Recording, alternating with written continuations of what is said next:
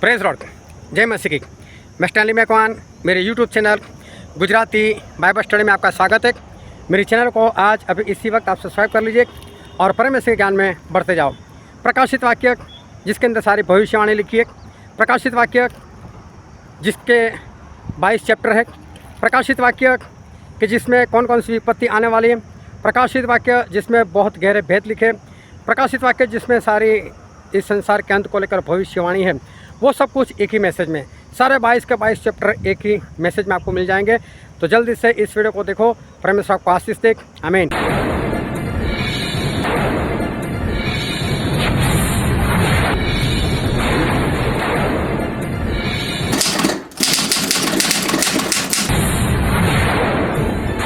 यूहन्ना जो प्रभु यीशु के खास चेले थे, और जब प्रभु यीशु इस धरती पर थे तो प्रभु यीशु ने जो 12 चेले ठहराए थे, उसमें से 3 तो ज़्यादा उनके करीब थे, उनमें भी यूहन्ना का नाम था। जब प्रभु यीशु इस धरती पर थे तब यूहन्ना जब आखिरी भोज प्रभु यीशु के साथ ले रहे थे तो उनकी छाती के ऊपर ऐसे सर रखकर वो बैठे हुए थे और प्रभु यीशु से बात कर रहे थे। और वो बिंदास से प्रभु यीशु से बात करते हुए उस यूहन्ना को प्रभु यीशु ने ये प्रकाशित वाक्य पूरा दिखाया बोले तो बोलकर नहीं, आँखों से दिखाया। जो कुछ भविष्य में होने वाला है वो सब कुछ परमेश्वर ने यूहन्ना को अपनी आँखों से, जिस तरह से लोग फिल्म देखते हैं ना, लेकिन फिल्म वाला भी नहीं, बस समझ लो कि जैसे उस माहौल में यूहन्ना है, वैसे ही परमेश्वर ने यूहन्ना को पूरा प्रकाशित वाक्य दिखाया। और ऐसे यूहन्ना ने जो प्रभु यीशु के साथ करीबी रिश्ता और उनकी छाती के ऊपर अपना सर टिकाकर बैठने वाले यूहन्ना, जब उन्होंने प्रभु यीशु को ओरिजिनल स्वरूप में देखा, उनके तेज में देखा, उनके महिमा में देखा, तो मालूम है वो अधमरे से गिर पड़े। और उन्होंने प्रभु यीशु के बारे में क्या लिखा, एक वचन पढ़ते हैं, प्रकाशित वाक्य उसका पहला अध्याय और 13 से लेकर 17 वचन। और उन दिवटों के बीच में मनुष्य के पुत्र सदृश एक पुरुष को देखा, जो पांव तक का वस्त्र पहने और छाती पर सोने का पटुका बांधे हुए था।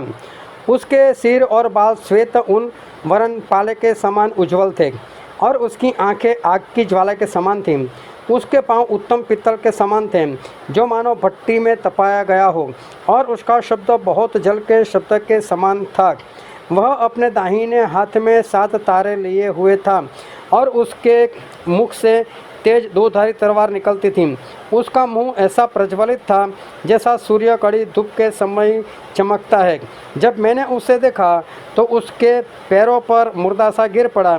उसने मुझ पर अपना दाहिना हाथ रखकर कहा, मत डर, मैं प्रथम और अंतिम और जीवता हूँ। अभी जब ये यूहन्ना ने ये सब कुछ देखा कि परमेश्वर इतने भयानक से, वो डर गए, घबरा गए और अधमरे से, मतलब कि बेहोश जैसे होकर वो गिर पड़े। उनके अंदर कोई भी शक्ति नहीं रही, उनके अंदर बिल्कुल ताकत नहीं रही। और यही सारी बात प्रकाशित वाक्य उसके पहले अध्याय में लिखी हुई है। फिर प्रभु यीशु यूहन्ना के साथ बातें करते और यूहन्ना को ऐसे बोलते कि यूहन्ना, अब जब जो होने वाला है वो बात तू लिख, मैं तुझे बताता हूँ, और तू लिख, जो होने वाला है वो तू लिख। फिर प्रभु यीशु यूहन्ना से 7 पत्री लिखवाते, 7 पत्री 7 कलीसिया को, और 7 का जो अंक है उसका मतलब होता है संपूर्ण। मतलब ये 7 मंडली का नाम जरूर लिखा है, लेकिन परमेश्वर ये नहीं कहना चाहते कि सिर्फ यही 7 कलीसिया, क्योंकि इसमें भारत की कलीसिया तो है नहीं। तो क्या भारत के लिए ये नहीं है? हाँ, ये भारत के लिए भी वचन है। क्या गुजरात के लिए ये वचन नहीं है? ये गुजरात के लिए भी वचन है। ये 7 का मतलब होता है संपूर्ण मंडली, संपूर्ण कलीसिया, मतलब पूरे वर्ल्ड में जितनी भी कलीसिया है, वो भी आखिरी दिन की, और हम आखिरी दिन में आ चुके हैं, वो आखिरी दिन की कलीसिया को परमेश्वर ने 7 पत्र लिखा है। 7 कलीसिया मतलब संपूर्ण कलीसिया, 7 पत्री मतलब अंतिम दिनों में जो कलीसिया में जो है, कैसी कैसी होगी कलीसिया, उनमें कैसे पाप हो गए, कितनी अच्छी होगी, जो कुछ होगा वो सब कुछ परमेश्वर ने 7 पत्री में लिखवाया है। देखो आज मंडलियों में कैसी कैसी बातें हैं वो परमेश्वर ने यूहन्ना को लिखवा दी थी। उसमें सबसे पहली बात यह है, प्रकाशित वाक्य उसका 2 अध्याय वचन 4, पर मुझे तेरे विरुद्ध यह कहना है कि तूने अपना पहला सा प्रेम छोड़ दिया है। प्रभु उसने ऐसा कहा कि आखिरी दिनों में जो कलीसिया है उनका पहले वाला प्रेम जो परमेश्वर के प्रति था वो कम हो गया है। बोले तूने पहले वाला प्रेम छोड़ दिया। पहले वाला प्रेम बोलो तो किसको बोलते हैं? एक पति पत्नी होते, जब पति पत्नी होने वाले होते उससे पहले एक दूसरे से बहुत बातें करते। पत्नी अपने घर, पति अपने घर। रात को 2-2, 3-3 बजे तक वो लोग मोबाइल पर बातें करते रहते और दिन में मालूम नहीं कितनी बार बातें करते रहते। उठते बैठते खाते पीते उनको बस वही नज़र आता है। और जब शादी हो जाती है तो शादी के शुरू के दिन तो बहुत अच्छे से चले जाते, उसके बाद भी दिन तो अच्छे ही जाते, लेकिन क्या होता है धीरे धीरे बच्चा हो जाता है और फिर इन दोनों के बीच में जो पहले वाला प्रेम था वो पहले वाला प्रेम नहीं रहता। कैसा पहले वाला प्रेम? तो पहले जो रात देर तक बातें करते, अब नहीं करते वो लोग।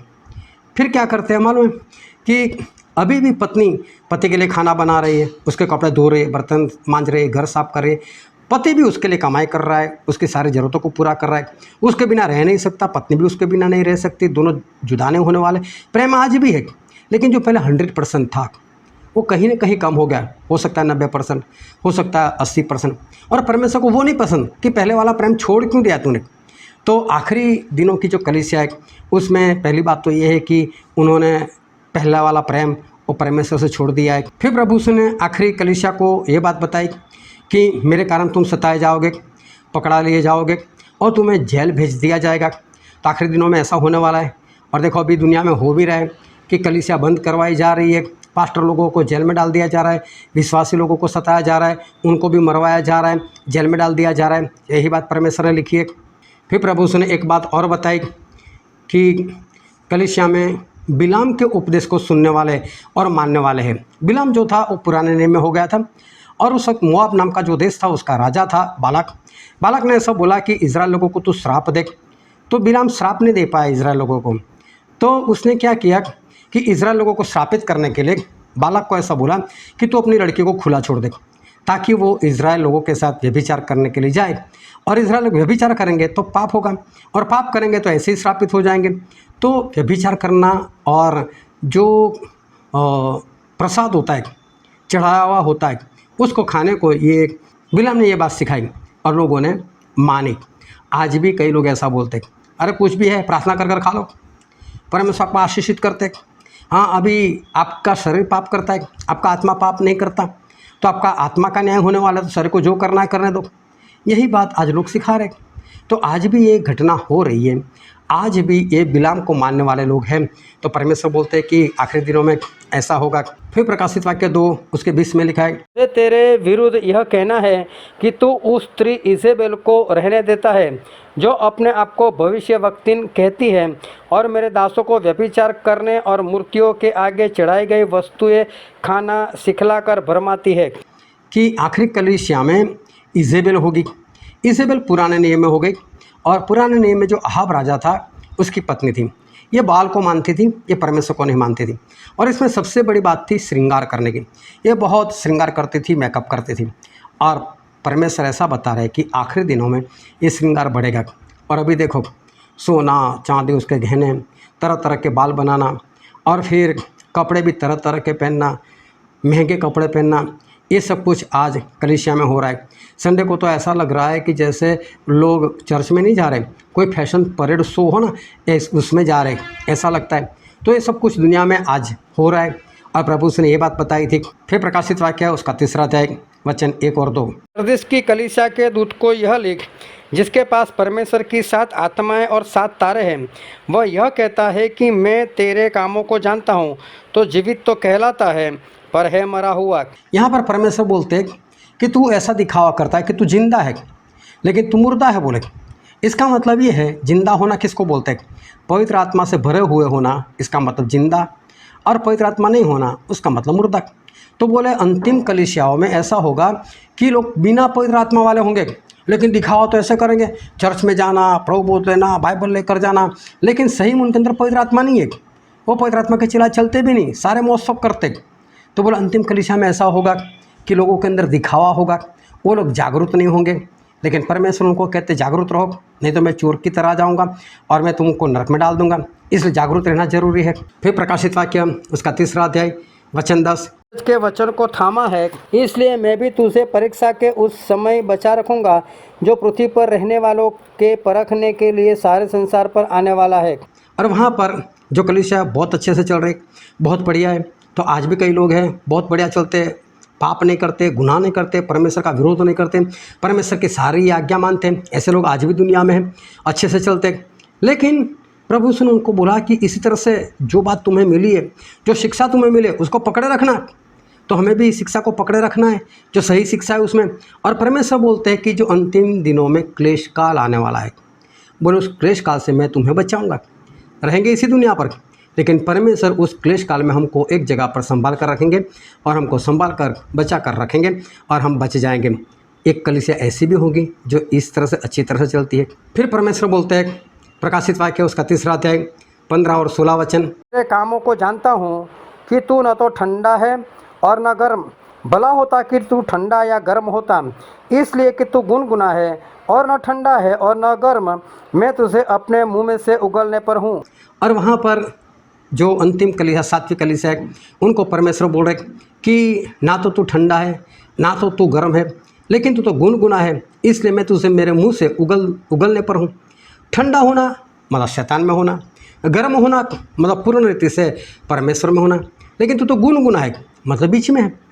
तो अंतिम कलीसिया में कैसे लोग होंगे? जो जब कलीसिया में आएंगे ना, hallelujah hallelujah praise the Lord, आत्मा में खो जाएंगे, हाँ हाँ हाँ हालेलुया। और घर पर जाएंगे तेरा सत्यानाश हो जाएगा, तू ऐसा, लड़ाई झगड़े भी करेंगे, लोगों की निंदा भी करेंगे, जाने दो पास्टर तो ऐसा है, सही से नहीं चलता, ये वो। दोनों तरह का जीवन, ना 100% शैतान में, ना 100% परमेश्वर में, गुनगुना। परमेश्वर बोलते तू ऐसा है तो मैं तुझे उगलने पर हूँ। देखो आज सही बात है, कई लोग ऐसे हैं दुनिया में। फिर प्रकाशित वाक्य 3 अध्याय और वचन 17 है कि मैं धनी हूँ और धनवान हो गया हूँ और मुझे किसी वस्तु की घटी नहीं, और यह नहीं जानता कि तू अभागा और तुच्छ और कंगाल और अंधा और नंगा है। और वहाँ पर बाइबल में ऐसा लिखा है, परमेश्वर ऐसा कहते हैं कि तू ऐसा कहता है कि मैं धनवान हूँ, मेरे पास बहुत सोना चांदी है, मैं किसी बात का गरजवान नहीं, मुझे कुछ नहीं चाहिए, मेरे पास सब कुछ है। लेकिन परमेश्वर बोलते हैं तू नहीं जानता, तू तो अंधा है, कंगाल है, तू गरीब है, तू नंगा है। आज कई लोग देखो पैसों में इतना अमीर हो चुके हैं, इतना पैसा कमाया कर चुके, परमेश्वर ने मुझे ये दिया, परमेश्वर ने मुझे वो दिया, अब मुझे किसी की ज़रूरत नहीं। यहाँ तक कि उनको परमेश्वर की भी ज़रूरत नहीं। लेकिन परमेश्वर बोलते तू अंधा है, तू कंगाल है, तू नंगा है और तू स्वर्ग में कभी भी नहीं जा सकता। तो अंतिम दिनों की कलीसिया के यही हाल है, कई लोग ऐसे भी है। फिर प्रकाशित वाक्य उसका 3 अध्याय वचन 20, द्वार पर खड़ा हुआ खटखटाता हूँ, यदि कोई मेरा शब्द सुनकर खोलेगा तो मैं उसके पास भीतर आकर उसके साथ भोजन करूँगा और वह मेरे साथ। और प्रभु यीशु कहते हैं कि मैं खटखटाता हूँ, जो कोई अंदर से खोलेगा मैं उसके साथ खाऊंगा और वो मेरे साथ। प्रभु कहाँ आकर खटखटाते हैं? क्या आपके घर के दरवाजे पर? नहीं, आपके दिल के दरवाजे पर। आज कई लोग हैं जो चर्च में जाते हैं, बाइबल पढ़ते, प्रार्थना करते, लेकिन प्रभु यीशु को अपने दिल में जगह नहीं देते। प्रभु यीशु बोलते मैं खटखटा रहा हूँ, वो लोग खोलते ही नहीं है। आज कई लोग ऐसे हैं, अगर खोलेंगे तो प्रभु सुंदर आएंगे, उसको आशीष देंगे, लेकिन जब वो नहीं खोलेंगे तो परमेश्वर उनको आशीष भी कैसे देंगे? तो अंतिम दिनों की कलीसिया की ये हालत है। तो ये सारी बातें ये प्रकाशित वाक्य में लिखी हुई है। तो परमेश्वर ये सभी कलीसिया को कोई ना कोई गलती बताते हैं और बताकर उनको ऐसा बोलते पश्चाताप करो, मन फिराओ, तौबा करो, नहीं तो तुम नरक में जाओगे। तो परमेश्वर सभी लोगों को, सभी कलीसिया को आज यही बोल रहे कि तुम्हारे अंदर जो गलती है उस गलती को सुधार लो, मन फिराओ, नहीं तो बोले मैं तुम्हें स्वर्ग में नहीं लूँगा। और जो कलीसिया बहुत सही से चल रही, 100% चल रही, उसको परमेश्वर बोलते हैं उसमें बने रहो, इधर उधर मत जाना। तो सभी लोगों को परमेश्वर कुछ न कुछ सलाह दे रहे हैं। आज कलीसियाओं की हालत ऐसी है। मैं बोलता हूँ आप भी अपने आप को जांचो और इनमें से कोई भी बात है तो उसके लिए मन फिराओ, उस बात को निकाल दो और परमेश्वर में अच्छे से चलो ताकि स्वर्ग पहुँच सको। फिर परमेश्वर यूहन्ना से बातें करते और हम पढ़ते प्रकाशित वाक्य उसका 4 अध्याय वचन 1 के बाद जो मैंने दृष्टि की तो क्या देखता हूँ कि स्वर्ग में एक द्वार खुला हुआ है, और जिसको मैंने पहले तुरही के से शब्द से अपने साथ बातें करते सुना था, वही कहता है यहाँ ऊपर आ जा और मैं वे बातें तुझे दिखलाऊंगा जिनका इन बातों के बाद पूरा होना अवश्य है। और परमेश्वर बोलते अब जो होने ही वाला है, मतलब जोर देकर बोल रहे अब जो होने ही वाला है वो सब कुछ लिख, क्योंकि वक्त पास में है। और परमेश्वर ने उसको लिखने को सब कुछ बोला। यूहन्ना को स्वर्ग में कुछ बातें दिखाई देती है। प्रकाशित वाक्य उसका 4 अध्याय वचन 4। सिंहासन के चारों ओर 24 सिंहासन हैं और इन सिंहासनों पर 24 प्राचीन श्वेत वस्त्र पहने हुए बैठे हैं और उनके सिरों पर सोने के मुकुट है। और यहाँ पर यूहन्ना को 24 प्राचीन लोग दिखाई देते। प्राचीन मतलब अगुए लोग, 24 लोग दिखाई देते हैं और वो अपने सिंहासन के ऊपर बैठे हुए हैं। लेकिन मैं बोलता हूँ ये 24 लोग है कौन?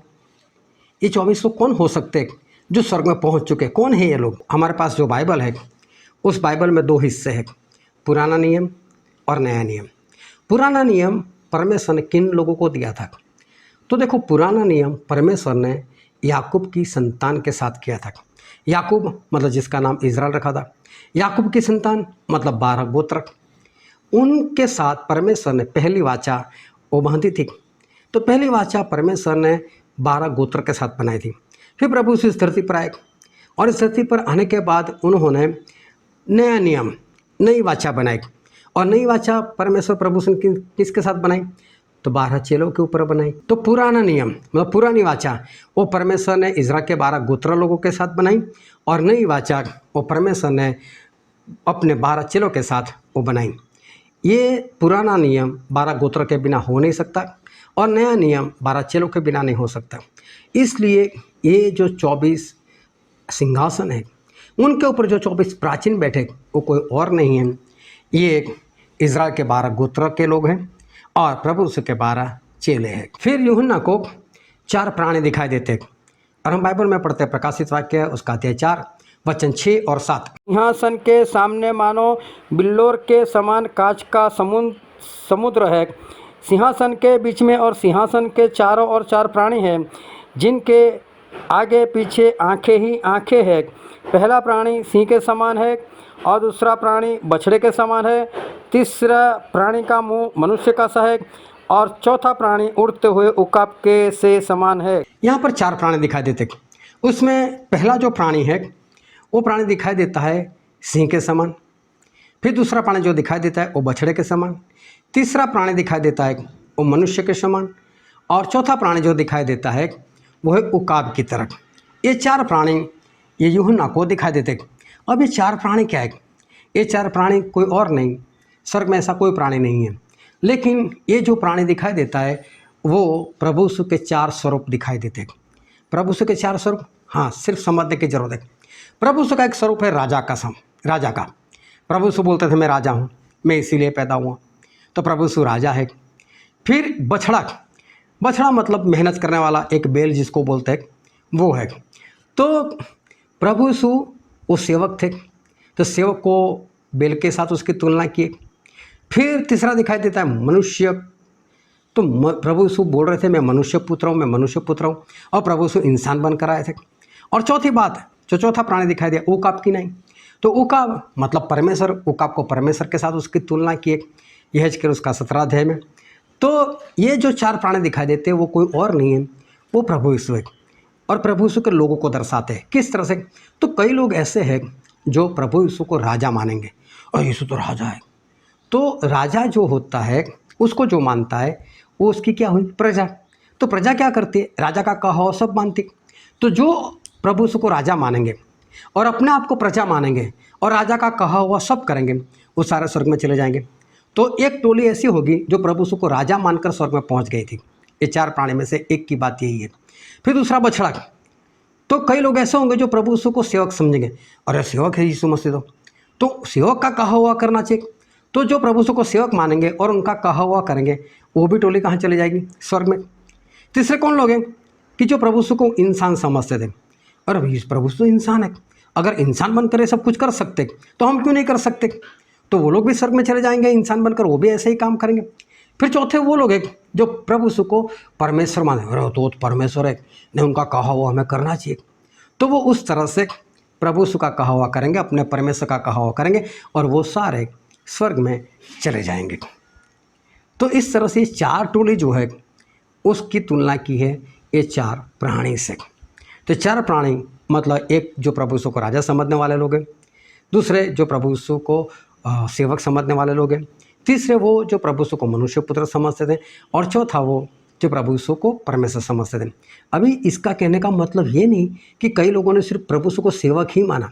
मानते तो सभी उनको परमेश्वर एक, लेकिन उनका सोचना ऐसा था, अरे तो राजा है हमारा, उनका कहा करना चाहिए, अरे तो हमारे सेवक है, उनका कहा हुआ हमें करना चाहिए, अरे ये तो मनुष्य होकर इतना सब कुछ कर सकते तो हम क्यों नहीं कर सकते, हम भी करेंगे, और परमेश्वर है तो मानना ही है। और इसीलिए देखना बाइबल के जो 4 सुसमाचार है, पहला सुसमाचार मत्ती, तो मत्ती ने जब वंशावली लिखी, अब्राहम से लिखी, आदम से नहीं लिखी, और जितने जितने लोग राजा बन गए उन्हीं लोगों के नाम मत्ती ने लिए। तो मत्ती का सुसमाचार वो हमें ये दर्शाता है कि यीशु मसीह राजा है। फिर मरकुस देखना, कोई वंशावली नहीं, डायरेक्ट ऐसे ही शुरू कर दे, और मरकुस में ज़्यादा चमत्कार बताए, तो सेवक ज़्यादा क्या करते, चमत्कार करते। तो मरकुस वो प्रभु यीशु को बछड़ा मतलब सेवक समझकर ये सुसमाचार लिखा गया है। बाइबल में 4 सुसमाचार ऐसे ही नहीं दिए, चारों की लिखने का तरीका कुछ अलग था, उनकी सोच अलग थी, पवित्र आत्मा ने उनको ऐसे गाइडेंस दिया था। फिर लूका प्रभु यीशु को मनुष्य पुत्र समझते थे, तो आदम से लेकर वंशावली बनाई उन्होंने। फिर यूहन्ना वो प्रभु यीशु को परमेश्वर समझते थे, तो उन्होंने शुरू वहीं से गए कि आदि में वचन था, वचन परमेश्वर के साथ था और वचन ही परमेश्वर था, वहीं से शुरू किया उन्होंने। तो प्रभु यीशु को उन्होंने परमेश्वर समझा। तो ये 4 सुसमाचार वो यही 4 प्राणी को दर्शाते, और जैसा जिन लोगों ने माना और वहाँ पर पहुँच गए वो सारे परमेश्वर के लोग 4 प्राणी की तुलना में वहाँ पर पहुँच गए। फिर यूहन्ना को एक पुस्तक दिखाई देता है, जो पुस्तक आगे और पीछे अंदर और बाहर दोनों की साइड लिखा हुआ था, लेकिन उस पुस्तक के ऊपर 7 मुहरें की गई थी और बताया गया कि इस मुहर को कौन खोलेगा, लेकिन कोई खोलने के लिए योग्य नहीं। यूहन्ना रोने लग जाते हैं कि कौन खोलेगा, कोई योग्य है नहीं।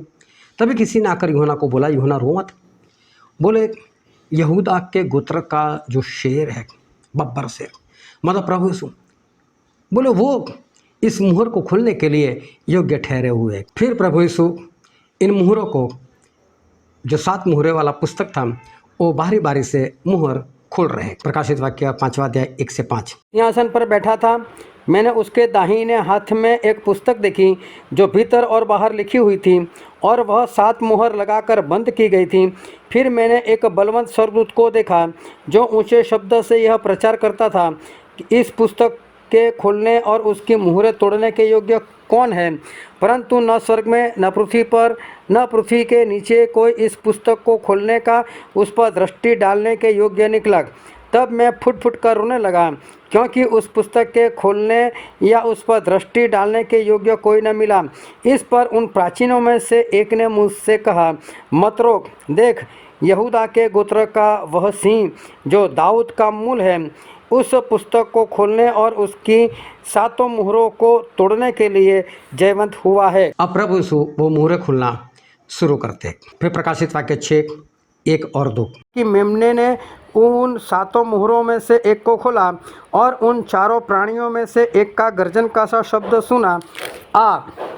मैंने दृष्टि की और देखो एक श्वेत घोड़ा है, और उसका सवार धनुष लिए हुए है, और उसे एक मुकुट दिया गया, और वह जय करता हुआ निकला कि और भी जय प्राप्त करे। जब परमेश्वर पहली मुहर खोलते हैं तो एक सफ़ेद घोड़े वाला दिखाई देता है, वो जीतने को निकला और जीतता हुआ चला गया।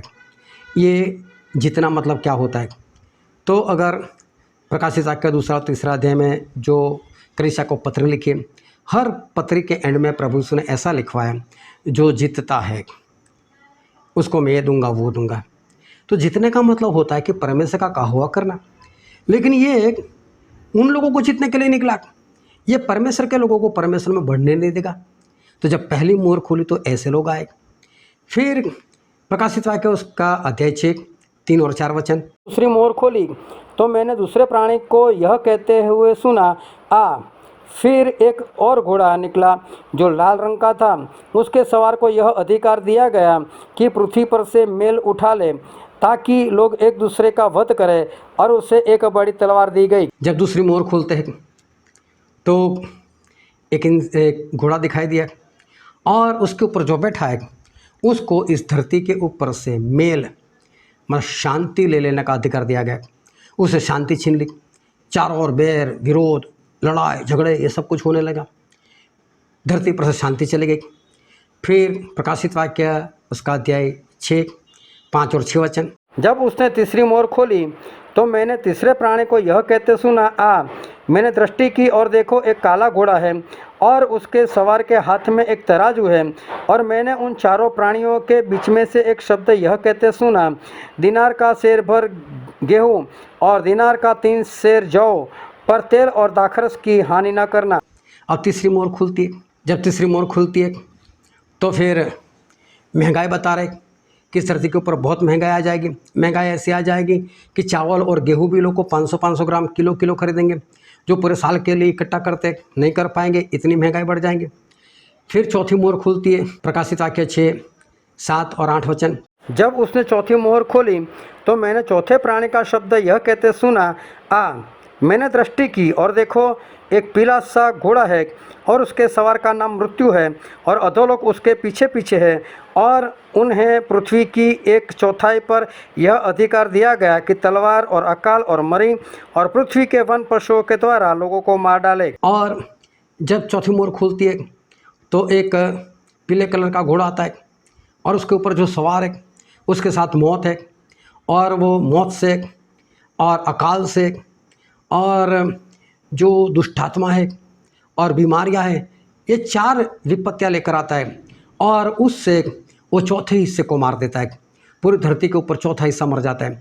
हमारे इंडिया में 140 करोड़ की बस्ती है, समझ लो 32 करोड़ तो हमारे यहाँ ही मर जाएंगे, एक साथ में मरेंगे।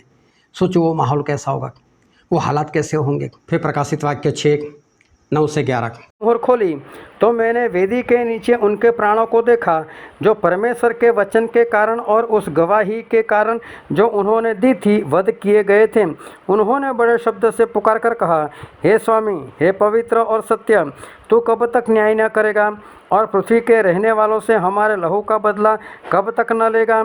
उनमें से हर एक को श्वेत वस्त्र दिया गया और उनसे कहा गया कि और थोड़ी देर तक विश्राम करो, जब तक कि तुम्हारे संगीदास और भाई जो तुम्हारे समान वध होने वाले हैं उनकी भी गिनती पूरी न हो ले। यहाँ पर जब 5वीं मोहर खुलती है तो ऐसे लोग दिखाई देते हैं जिनको परमेश्वर की गवाही के कारण, वचन के कारण मार दिए गए थे। वो वहाँ स्वर्ग में एक वेदी के नीचे दिखाई दिए। वो आत्माओं जोरों जोरों से पुकारने लगे, परमेश्वर हमारा बदला दो, हमारा बदला दो। लेकिन परमेश्वर ऐसा बोलते, नहीं, अभी नहीं, अभी और भी लोग हैं जो आपकी तरह मरने वाले। मतलब ऐसे हालात है चारों ओर, और अभी तो परमेश्वर के लोगों को और मार दिया जाएगा, और कई लोग परमेश्वर के नाम से शहीद हो जाएंगे, उनको मार दिया जाएगा। बोलो उनकी गिनती पूरी होने दो, उसके बाद में मैं बदला लूँगा। सोचो ऐसे हालात हैं और मसीह के लोग अभी भी मार दिए जाएंगे। प्रकाशित वाक्य 6, 12 से 17। छठवीं मोहर खोली तो मैंने देखा कि एक बड़ा भूकंप हुआ और सूर्य कंबल के समान काला और पूरा चंद्रमा लहू के से समान हो गया। आकाश के तारे पृथ्वी पर ऐसे गिर पड़े जैसे बड़ी आंधी से हिलकर अंजीर के पेड़ में से कच्चे फल झड़ते हैं। आकाश ऐसा सरक गया जैसा पत्र लपेटने से सरक जाता है, और हर एक पहाड़ और टापू अपने अपने स्थान से टल गया। तब पृथ्वी के राजा और प्रधान और सरदार और धनवान और सामर्थी लोग और हर एक दास और हर एक स्वतंत्र पहाड़ों की खोहों में और चट्टानों में जा छिपे और पहाड़ों और चट्टानों से कहने लगे, हम पर गिर पड़ो और हमें इसके मुंह से जो सिंहासन पर बैठा है और मेमने के प्रकोप से छिपा लो, क्योंकि उनके प्रकोप का भयानक दिन आ पहुंचा है। अब कौन ठहर सकता है। अब क्या होता है, छठवीं मोहर खुलती, और जब छठवीं मोहर खुलती है तब बड़े बड़े धरतीकंप होते हैं। प्रभु यीशु का आगमन दिखाई देता है, मतलब ये आए नहीं, लेकिन सिंहासन के ऊपर लोगों को दिखाई दिए। आएंगे तो 7वीं मोहर में, लेकिन अभी लोगों को दिखाई दिए, आ गए यीशु। लोग डर गए और सारे लोग भागे, जो परमेश्वर को नहीं मानते सारे लोग भागे, उस पहाड़ की ओर भागे और गुफाओं में छुप गए और पहाड़ों को बोलते हमारे ऊपर गिर जा, हमको मार दे, लेकिन यीशु से बचा लो। कैसे बचेंगे? आज तक परमेश्वर के लोगों को मारते थे, परमेश्वर के विरोध में चलते थे, कैसे लोग बचेंगे? ये लोग बच नहीं पाएंगे। तो जब छठवीं मोहर खुलते तो ऐसा होता है। लेकिन ये सारी विपत्तियाँ उन पर आएगी जिनके पास परमेश्वर की मुहर, मतलब पवित्र आत्मा नहीं है। अब देखो ये परमेश्वर की मुहर क्या है। इफिसी इसका पहला अध्याय 13 और 14 वचन। और उसी में तुम पर भी, जब तुमने सत्य का वचन सुना जो तुम्हारे उद्धार का सुसमाचार है, और जिस पर तुमने विश्वास किया, प्रतिज्ञा किए हुए पवित्र आत्मा की छाप लगी, वह उनके मोल लिए हुए के छुटकारे के लिए हमारे मिरास का बयाना है कि उसकी महिमा की स्तुति हो। यहाँ पर लिखा है परमेश्वर की मुहर, मतलब पवित्र आत्मा। लोगों को पवित्र आत्मा दिए जाएंगे। पवित्र आत्मा जिसके अंदर है, समझ लो उसके अंदर पवित्र आत्मा की मुहर भी है। जब तक प्रभु यीशु की मुहर, पवित्र आत्मा की मुहर लोगों को ना लग जाए, तब तक जो वो पुस्तक दिखाई दिया था जिसकी 6 मुहरें अभी तक खुल गई, लेकिन वो बाद में खुलेगी। जब लोगों के ऊपर परमेश्वर की मुहर लग जाएगी, उसके बाद में वो मुहर खुलने वाली है। प्रकाशित वाक्य उसका 7वां अध्याय वचन 1 से 3। मैंने पृथ्वी के चारों कोनों पर 4 स्वर्गदूत खड़े देखे। वे पृथ्वी की चारों हवाओं को थामे हुए थे, ताकि पृथ्वी या समुद्र या किसी पेड़ पर हवा न चले।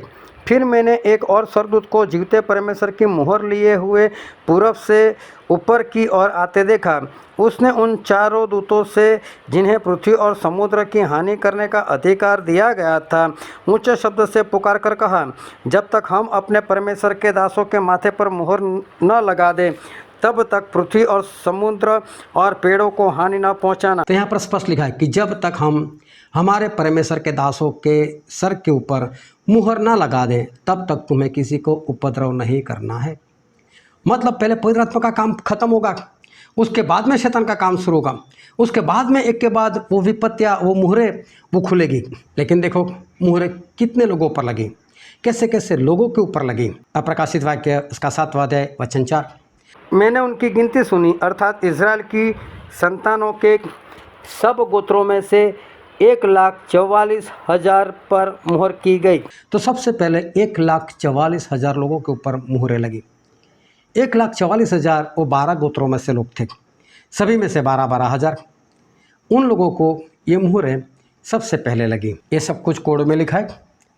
इज़राइल के सिर्फ 1,44,000 नहीं बचने वाले, बहुत सारे बचने वाले। एक वचन पढ़ता हूँ, रोमिया उसका 11वां अध्याय और वचन 25 और 26। ऐसा न हो कि तुम अपने आप को बुद्धिमान समझ लो, इसलिए मैं नहीं चाहता कि तुम इस भेद से अनजान रहो कि जब तक अन्य जातियाँ पूरी रीति से प्रवेश न कर लें, तब तक इज़राइल का एक भाग ऐसा ही कठोर रहेगा, और इस रीति से सारा इज़राइल उद्धार पाएगा। यहाँ पर स्पष्ट लिखा है कि पूरा इज़राइल बचाया जाएगा। इज़राइल तो पूरा बचने वाला है। कैसे, वो भी हमारा सब्जेक्ट नहीं है। बस मैं एक ही मैसेज में पूरा प्रकाशित वाक्य ख़त्म करने वाला हूँ, इसलिए मैं कुछ जल्दी से जा रहा हूँ। ये मत समझो कि अन्य जाति वाले नहीं बचने वाले, अन्य जाति के भी लोग अनगिनत है। हाँ, बाइबल में लिखा है, हम पढ़ते हैं प्रकाशित वाक्य उसका 7वां अध्याय 13 और 14 वचन। इस पर प्राचीनों में से एक ने मुझसे कहा, ये श्वेत वस्त्र पहने हुए कौन है और कहाँ से आए हैं? मैंने उससे कहा, हे स्वामी, तू ही जानता है। उसने मुझसे कहा, ये वे हैं जो उस महाक्लेश में से निकल कर आए हैं। इन्होंने अपने अपने वस्त्र मेमने के लहू में धोकर श्वेत किए हैं। यहाँ पर लिखा है श्वेत वस्त्र पहने हुए। एक बड़ी भीड़ दिखाई दी जो सारी जातियों में से आई थी, सारे कुल में से आई थी, सारे देश में से आई थी, और सारी भाषा बोलने वाले सभी लोग उसमें थे। इसका मतलब अन्य जाति के लोगों के लिए, अन्य जाति के लोग अनगिनत लोग बचाए जाएंगे, लेकिन जिनके ऊपर परमेश्वर की मुहर होगी और जो उस मुहर में बने रहेंगे, वो सभी लोग बचाए जाएंगे। अब हम आते हैं प्रकाशित वाक्य उसका 8वां अध्याय उसका 1 और 2 वचन। जब उसने 7वीं मुहर खोली तो स्वर्ग में आधे घंटे तक सन्नाटा छा गया। तब मैंने उन 7 स्वर्गदूतों को देखा जो परमेश्वर के सामने खड़े रहते हैं, और उन्हें 7 तुरहियां दी गई। अब 7वीं मुहर खुलती है। जब 7वीं मुहर खुलती है तो 7 स्वर्गदूत दिखाई देते हैं। उन 7 स्वर्गदूतों को 7 तुरही दी जाती है। अब ये तुरही बजेगी, उसके साथ कुछ कुछ होने वाला है। प्रकाशित वाक्य 8वां अध्याय वचन 7। पहले स्वर्गदूत ने तुरही फूंकी, और लहू से मिले हुए ओले और आग उत्पन्न हुए और पृथ्वी पर डाली गई, और पृथ्वी की 1/3 जल गई, और पेड़ों की 1/3 जल गई, और सब हरी घास भी जल गई। पहले स्वर्गदूत ने तुरही फूंकी और लहू से मिले हुए ओले और आग उत्पन्न हुई। देखो, पहली तुरही बजी, तब ओले आए, लेकिन ओले कैसे थे? उसके साथ लहू था, उसके साथ आग भी थी, और उससे कई लोगों को हानि होंगी। इस तरह से ये पहली तुरही बजाई जाएगी। फिर प्रकाशित वाक्य 8वां अध्याय 8 और 9 वचन। फूंकी तो मानो आग सा जलता हुआ एक बड़ा पहाड़ समुद्र में से डाला गया, और समुद्र का 1/3 लहू हो गया, और समुद्र के 1/3 प्राणी मर गए, और 1/3 जहाज नष्ट हो गए। दूसरी तुरही, जब दूसरी तुरही फूंकी जाती है, तब समुद्र के अंदर एक जलता हुआ सा पहाड़ जैसा कुछ डाला गया, और जब वो अंदर गया तो समुद्र का तीसरा हिस्सा वो लहू बन गया। उसके कारण उस समुद्र के अंदर जो भी तीसरा हिस्सा जीवित था वो भी मर गया। फिर आते हैं तीसरी तुरही पर। प्रकाशित वाक्य 8वां अध्याय 10 और 11 वचन। ने तुरही फूंकी और एक बड़ा तारा जो मशाल के समान जलता था स्वर्ग से टूटा और नदियों की 1/3 पर और पानी के सोतों पर आ पड़ा। उस तारे का नाम नागदोना है और 1/3 पानी नागदोना का सा कड़वा हो गया और बहुत से मनुष्य उस पानी के कड़वे हो जाने से मर गए। जब तीसरी तुरही फूंकी गई तब नदियों पर सोतों पर कुछ जलता हुआ मसाल जैसा डाल दिया गया और उसके कारण वो पानी जहरीला हो गया। और वो जहरीला पानी होने के कारण कई लोग मर जाएंगे जहर वाला पानी पीकर।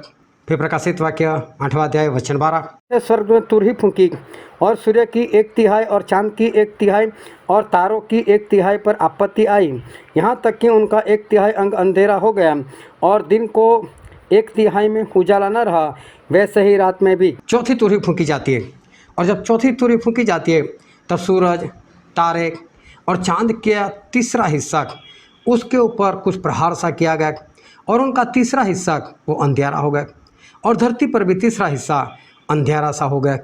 फिर प्रकाशित वाक्य 9वां अध्याय और पहला वचन। स्वर्गदूत ने तुरही फूंकी तो मैंने स्वर्ग से पृथ्वी पर एक तारा गिरता हुआ देखा और उसे अथाह कुंड की कुंजी दी गई। अब पांचवी तुरही फूंकी गई। पांचवी तुरही फूंकी गई तो जो नरक था उसको खोला गया। उसमें जितने दुष्टात्माएं बंद थे उन सबको खोला गया। इतनी दुष्टात्माएं बाहर निकली, इतनी दुष्टात्माएं बाहर निकली कि वातावरण जो पूरा अंधेरा सा हो गया। और वो जो दुष्टात्माएं निकली उन्होंने लोगों को मारना शुरू कर दिया, जान से नहीं, लेकिन इस तरह से परेशान करते थे कि 5 महीने तक लोग मौत मांगते रहे, लेकिन मौत तक उनको नहीं मिली, ऐसे तड़पते रहे। और उनको बताया गया था कि जहाँ पर परमेश्वर की मुहर हो उनको कुछ नहीं करना है। तो ये सभी सारी विपत्तियाँ उनके लिए कि जिनके ऊपर परमेश्वर की मुहर मतलब पवित्र आत्मा नहीं है, वो सारे इसी तरह से सताए जाएंगे। फिर प्रकाशित वाक्य उसका 9वां अध्याय और वचन 13। स्वर्गदूत ने तुरही फूंकी तो सोने की वेदी जो परमेश्वर के सामने है उसके सिंगों में से मैंने ऐसा शब्द सुना मानो को 6वें स्वर्गदूत से जिसके पास तुरही थी कह रहा था, इन 4 स्वर्गदूतों को जो बड़ी नदी फुरात के पास जो बंधे हुए खोल दे। अब 6वीं तुरही फूंकी गई और जब 6वीं तुरही फूंकी गई तो ऐसा हुआ कि जो दूतों को बांध कर रखा था, जिन लोगों ने हवा को बांध कर रखा था, जिनको धरती को नाश करने को बोला गया था, उन सभी को खोल दिया गया और उन्होंने धरती को बहुत ही परेशान किया। बस अब आखिर तुरही फूंकने वाली ये बहुत ही भयानक है। और परमेश्वर ने यूहन्ना को बोला, यूहन्ना इसको मत लिखना, बोले इसको मत लिखना। लेकिन फिर भी परमेश्वर ने उसको गुप्त नहीं रखा। परमेश्वर ने फिर भी उसको जाहिर तो कर ही दिया। कब जाहिर किया वो आगे चलकर आपको पता चल जाएगा, सिर्फ ध्यान से बनाए रहना। प्रकाशित वाक्य 10वां अध्याय वचन 7। और परमेश्वर ने बोल दिया कि जब 7वीं तुरही फूंकी जाएगी तो ये जो वेद की बात है वो पता चल जाएगी। इसका मतलब जब 7वीं तुरही फूंकी जाए तब आपको भी ध्यान रखना है कि कौन सी बात परमेश्वर ने गुप्त रखने को बोला था और वो गुप्त बात कैसे खुल गई। आप भी ध्यान से वचन को देखते रहना। फिर परमेश्वर ने बोला कि ये बात बहुत भयानक है। लेकिन ये बात भयानक क्यों है? ऐसी तो कैसी बात है? क्योंकि ये जो 7वीं तुरही फूंकी जाती है उसका जो पुस्तक था उसमें जो भी विपत्तियाँ लिखी थी, तो परमेश्वर ने यूहन्ना को बोला, प्रकाशित वाक्य 10:9, मैंने स्वर्गदूत के पास जाकर कहा, यह छोटी पुस्तक मुझे दे। उसने मुझसे कहा, ले इसे खा ले, यह तेरा पेट कड़वा तो करेगी पर तेरे मुंह में मधु सी मीठी लगेगी। तो परमेश्वर ने यूहन्ना को बोला कि वो जो दूत है जिसके पास वो पुस्तक है, तो बोला तू जा उसके पास से वो पुस्तक ले ले, उसको खा जा। बोला जब तू खाएगा तो तुझे बहुत मीठा लगेगा, लेकिन जब तेरे पेट के अंदर जाएगा वो कड़वा लगेगा। क्यों मुंह में मीठा, क्यों पेट में कड़वा? कारण ये था उसमें इतनी भारी भारी विपत्तियाँ लिखी थी। तो एक बार तो आनंद आता है, हाँ हमारे दुश्मन को मारो मारो मारो, इन लोगों ने हमको ऐसे सताया था, ऐसे परेशान किए थे, हमारे चर्च को जला दिया था, हमारे बाइबल को जला दिया था, हमको जेल में डाला था, हमको कोड़े मारे थे, हमको जान से मार दिया था, तलवार से मार दिया था। ये सब कुछ लोगों को याद आता है तो वो सोचकर आनंद आता है, हाँ हाँ मीठा लगता है वो। लेकिन है इतनी भारी विपत्तियाँ कि परमेश्वर फिर अंदर से लगे, यार चाहे जो भी है लेकिन इन लोगों को इतनी भारी सज़ा मिलेगी, इतनी भारी सज़ा मिलेगी, तो पेट में उनको कड़वा लगता है। बहुत भारी बात है ये। तो ये कड़वी बात जो है वो आगे चलकर आपको पता चल जाएगी। फिर परमेश्वर बीच में एक बात और ले लेते हैं, जो प्रकाशित वाक्य उसके 11वें अध्याय में, जब मसीह का विरोधी प्रकट होगा तो वो अपने आप को मसीह का विरोधी नहीं बोलने वाला, वो तो ऐसा बोलेगा मैं ही परमेश्वर, मैं ही मसीहा हूँ। तो जब वो अपने आप को जाहिर करेगा तो उसके बाद क्या होगा कि वो इज़राइल में अपने आप को जाहिर करेगा और पूरा इज़राइल उसको मसीहा मानेगा, पूरा इज़राइल उसके पीछे चल पड़ेगा। तभी परमेश्वर क्या करेंगे, अपने 2 गवाहों को भेजेंगे और 2 गवाहों को जाकर ऐसा बोलेंगे, जाओ और जाकर आप लोग उनको बताओ कि ये वाला मसीहा नहीं है, मसीहा तो वही है जो यीशु आकर चले गए, वही आपके सच्चे मसीहा थे। तो इज़राइल उन 2 गवाहों की बातों को मान लेंगे। क्यों गवाह की बातों को मान लेंगे? ये गवाह जो है वो अपनी गवाही इसी तरह से दे रहे, अगर कोई उनकी गवाही नहीं मान रहे तो ऐसे मुँह से फूंका हो और उनके मुँह से आग निकलेगी, उसको जलकर भस्म हो जाना पड़ेगा। वो चाहे तो आकाश बंद कर देंगे, अकाल लेकर आएंगे, वो चाहे तो पानी का लहू कर देंगे। उनके पास सारा अधिकार है कि किसी भी तरह की विपत्ति लेकर आए, वो किसी को भी मार सकते। और पुराने नियम में जितने मसीहा आए थे, मूसा मान लो, एलिया मान लो, एलीसा मान लो, एलीसा ने कैसे 42 बच्चे को मरवा दिया था, मूसा ने मिस्र देश को कितना परेशान किया था, और एलिया ने देखो 50-50 की जो पुलिस की सिपाही लोगों की टोली आती थी, कैसे उनको जलाकर मार दिया था, कैसे बाल के भविष्यवक्ता को तलवार से काट दिया था। तो ऐसे मसीहा इज़राइल लोग जानते हैं, लेकिन यीशु मसीह शांत रीति से आए, सभी लोगों को माफ़ करना सिखाए, वो लोग प्रभु को नहीं मान सके। लेकिन ये 2 गवाह वापस आकर वैसे ही काम करेंगे और बोलेंगे हम तो वहीं से आ रहे, स्वर्ग से आ रहे, तो ये वाला मसीहा नहीं है, तो एंटी क्राइस्ट है, मसीहा तो आकर गए, जो यीशु थे वही मसीहा थे, मानो उनको। तो सारे इज़राइल यीशु मसीह की ओर फिर जाएंगे।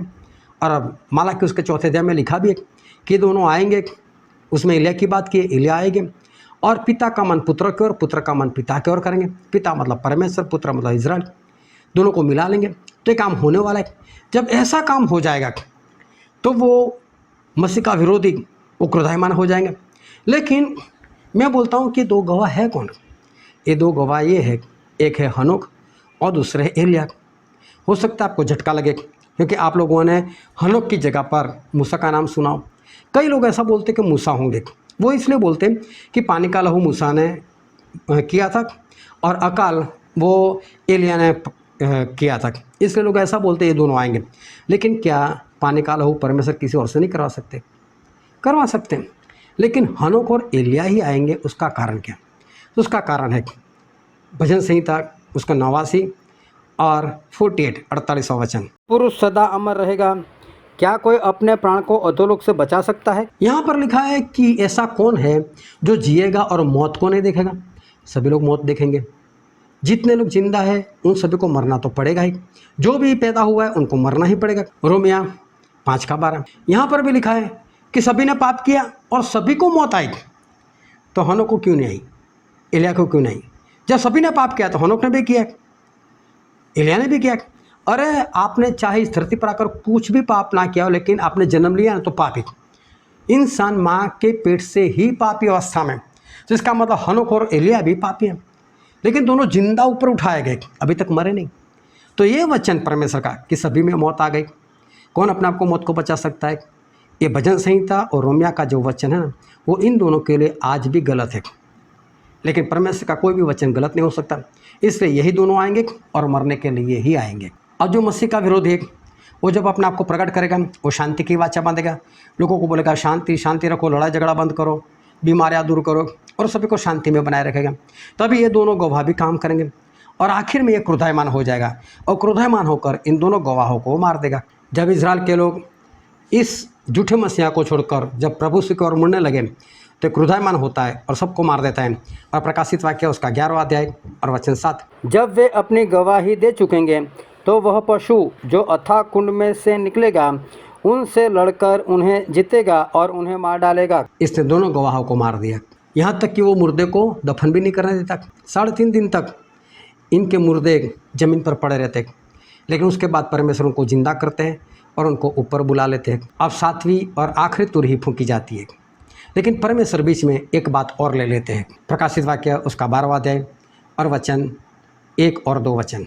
फिर स्वर्ग में एक बड़ा चिन्ह दिखाई दिया, अर्थात एक स्त्री जो सूर्य ओढ़े हुए थी और चांद उसके पांवों तले था और उसके सिर पर 12 तारों का मुकुट था।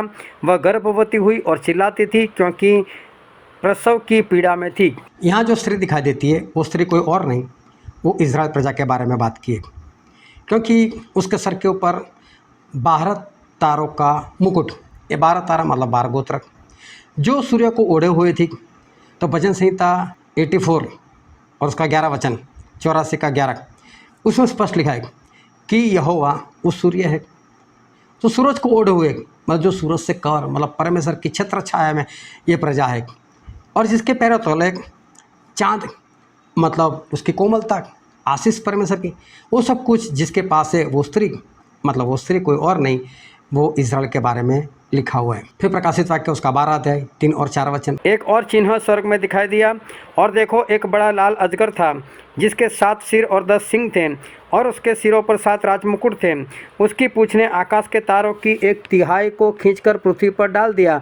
वह अजगर उस स्त्री के सामने जो जच्चा थी खड़ा हुआ कि जब वह बच्चा जने तो उस बच्चे को निगल जाए। यहाँ पर एक अजगर दिखाई देता है, यह अजगर मतलब शैतान।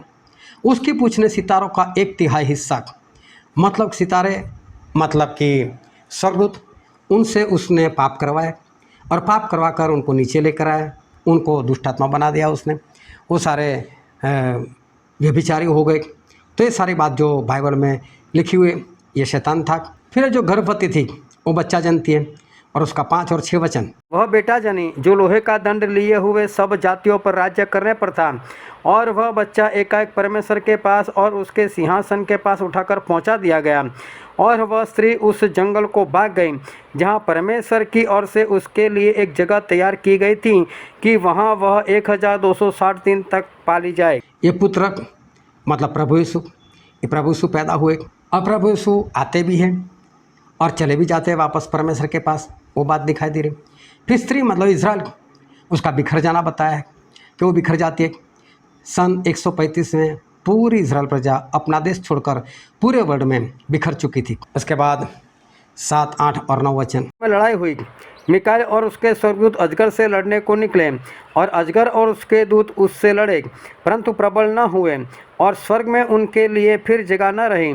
तब वह बड़ा अजगर अर्थात वही पुराना सांप जो इब्लिस और शैतान कहलाता है और सारे संसार को भरमाने वाला है, पृथ्वी पर गिरा दिया गया, और उसके दूत उसके साथ गिरा दिए गए। यहाँ पर एक लड़ाई के बारे में बताया है, और ये लड़ाई उस वक्त हुई थी कि जब इज़राइल प्रजा दूसरे विश्व युद्ध, जब हिटलर ने 60 लाख लोगों को मार दिया था, तब इज़राइल प्रजा वापस अपने देश में आने लगी। तब तक बिखरे हुए थे, और आकर बोले हमको कहीं पर भी सताया जा रहा है, मारा जा रहा है, तो क्यों ना हम वापस अपने देश में रहें। तो वापस वो लोग अपने देश में जाने लगे। तो वो देश पूरा पैलेस्टाइन के कब्जे में था, तो पैलेस्टाइन के साथ उनकी लड़ाई होने लगी, लेकिन लड़ते रहे, जीतते रहे, लड़ते रहे, जीतते रहे, बचते रहे।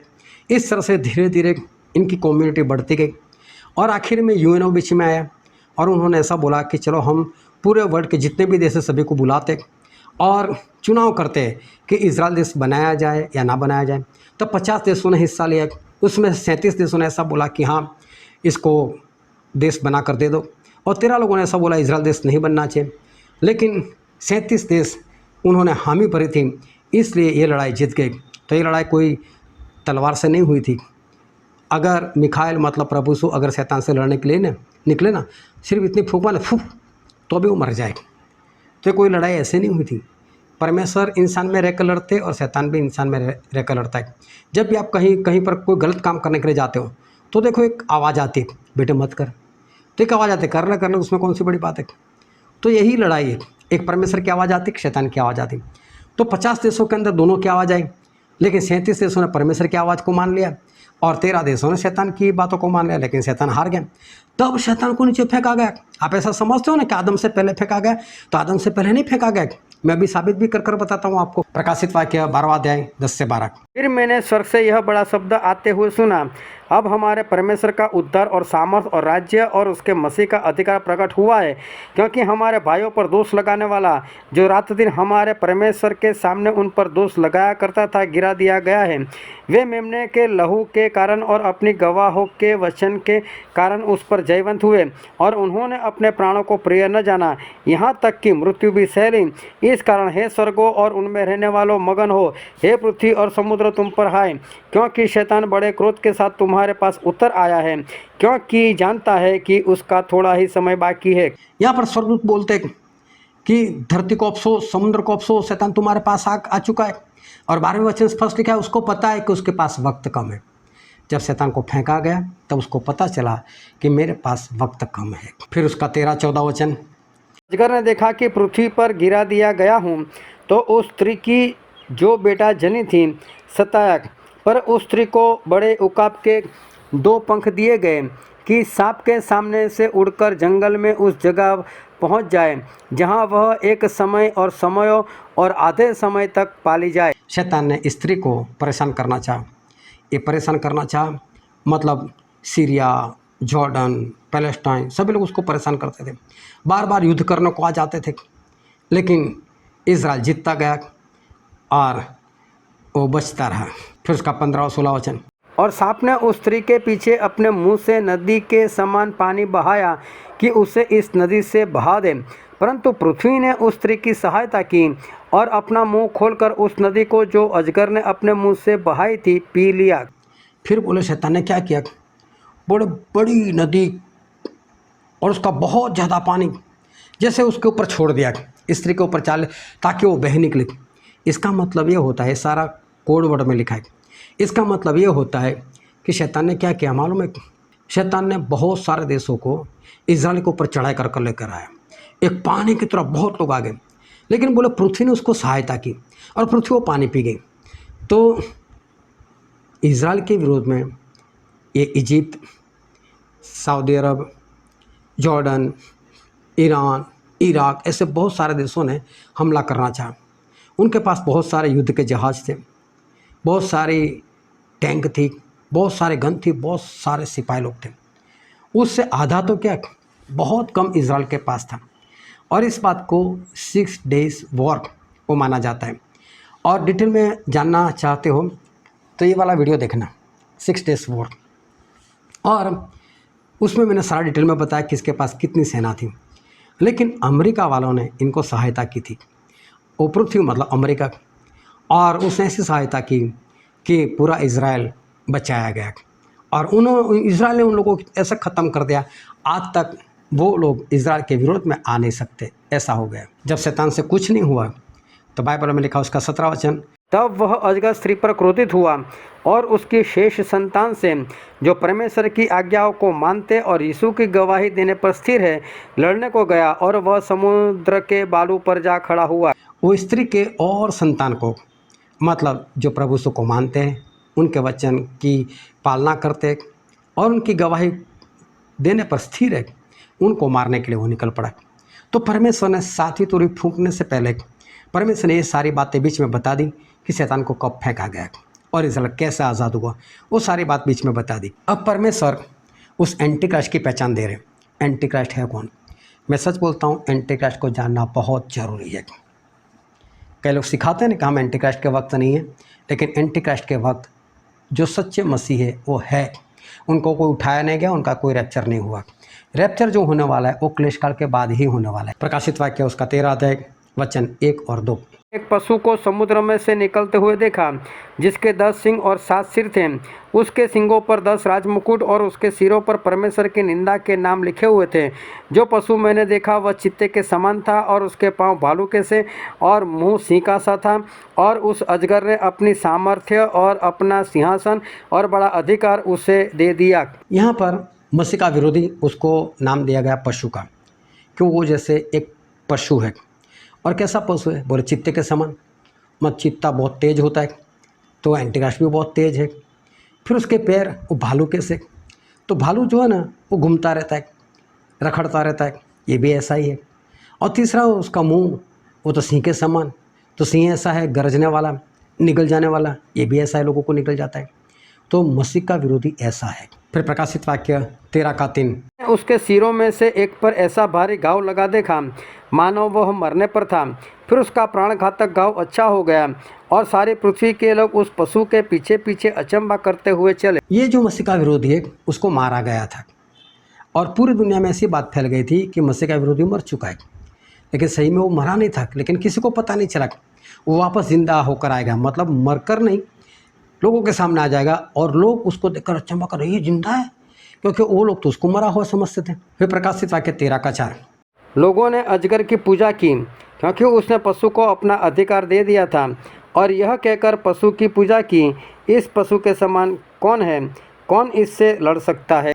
तो यहाँ पर लिखा है कि शैतान ने, अजगर ने इस मसीह के विरोधी को अपना पूरा सामर्थ्य और पूरा अधिकार दिया हुआ है। इसका मतलब ये पूरा दूसरा शैतानी समझ लो, पूरे सामर्थ्य के साथ आएगा, बहुत लोगों को परेशान करेगा।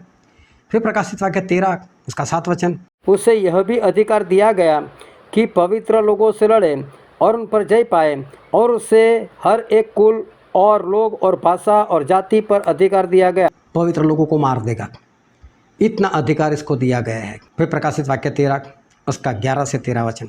फिर मैंने एक और पशु को पृथ्वी में से निकलते हुए देखा। उसके मेमने के से 2 सींग थे और वह अजगर के समान बोलता था। वह उस पहले पशु का सारा अधिकार उसके सामने काम में लाता था और पृथ्वी और उसके रहने वालों से उस पहले पशु की, जिसका प्राणघातक घाव अच्छा हो गया था, पूजा कराता था। वह बड़े बड़े चिन्ह दिखाता था, यहाँ तक कि मनुष्य के सामने स्वर्ग से पृथ्वी पर आग बरसा देता था। यहाँ पर लिखा है कि झूठा भविष्यवक्ता आएगा, जो मसीह का विरोधी है, उसका एक साथी है, वो आएगा, बड़े बड़े चमत्कार कर कर बताएगा। फिर इसका 14 और 15 उन चिन्हों के कारण जिन्हें उस पशु के सामने दिखाने का अधिकार उसे दिया गया था, वह पृथ्वी के रहने वालों को भरमाता था और पृथ्वी के रहने वालों से कहता था कि जिस पशु के तलवार लगी थी वह जी गया है, उसकी मूर्ति बनाओ। उसे उस पशु की मूर्ति में प्राण डालने का अधिकार दिया गया कि पशु की मूर्ति बोलने लगे, और जितने लोग उस पशु की मूर्ति की पूजा न करें उन्हें मरवा डाले। वो लोगों से कहेगा झूठा भविष्यवक्ता कि बोले जो ये मसीह का विरोधी है, जिसको लोग मरा हुआ समझते थे, जिसके ऊपर हमला किया गया था, तलवार से मारा गया था, लेकिन फिर भी जिंदा रहा, और उसकी मूर्ति बनाओ, उसकी पूजा करो। लोगों से बोलेगा, हमसे बोलेगा तुम लोग मूर्ति बनाओ और तुम लोग पूजा करो। मालूम नहीं कैसी मूर्ति होगी कि उसको पता चल जाएगा कौन मानता है कौन नहीं मानता, किसने बनाई किसने नहीं बनाई।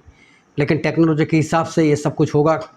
लोगों को मूर्ति बनानी पड़ेगी, जो नहीं बनाएगा उसको मार दे, उसकी आराधना ना करे उसको मार दे, ऐसा सामर्थ्य उसको दिया गया है। फिर उसका 16 और 17 उसने छोटे बड़े, धनी कंगाल, स्वतंत्र, दास सबके दाहिने हाथ या उनके माथे पर एक एक छाप करा दी कि उसको छोड़ जिस पर छाप अर्थात उस पशु का नाम या उसके नाम का अंक हो, अन्य कोई लेन देन न कर सके।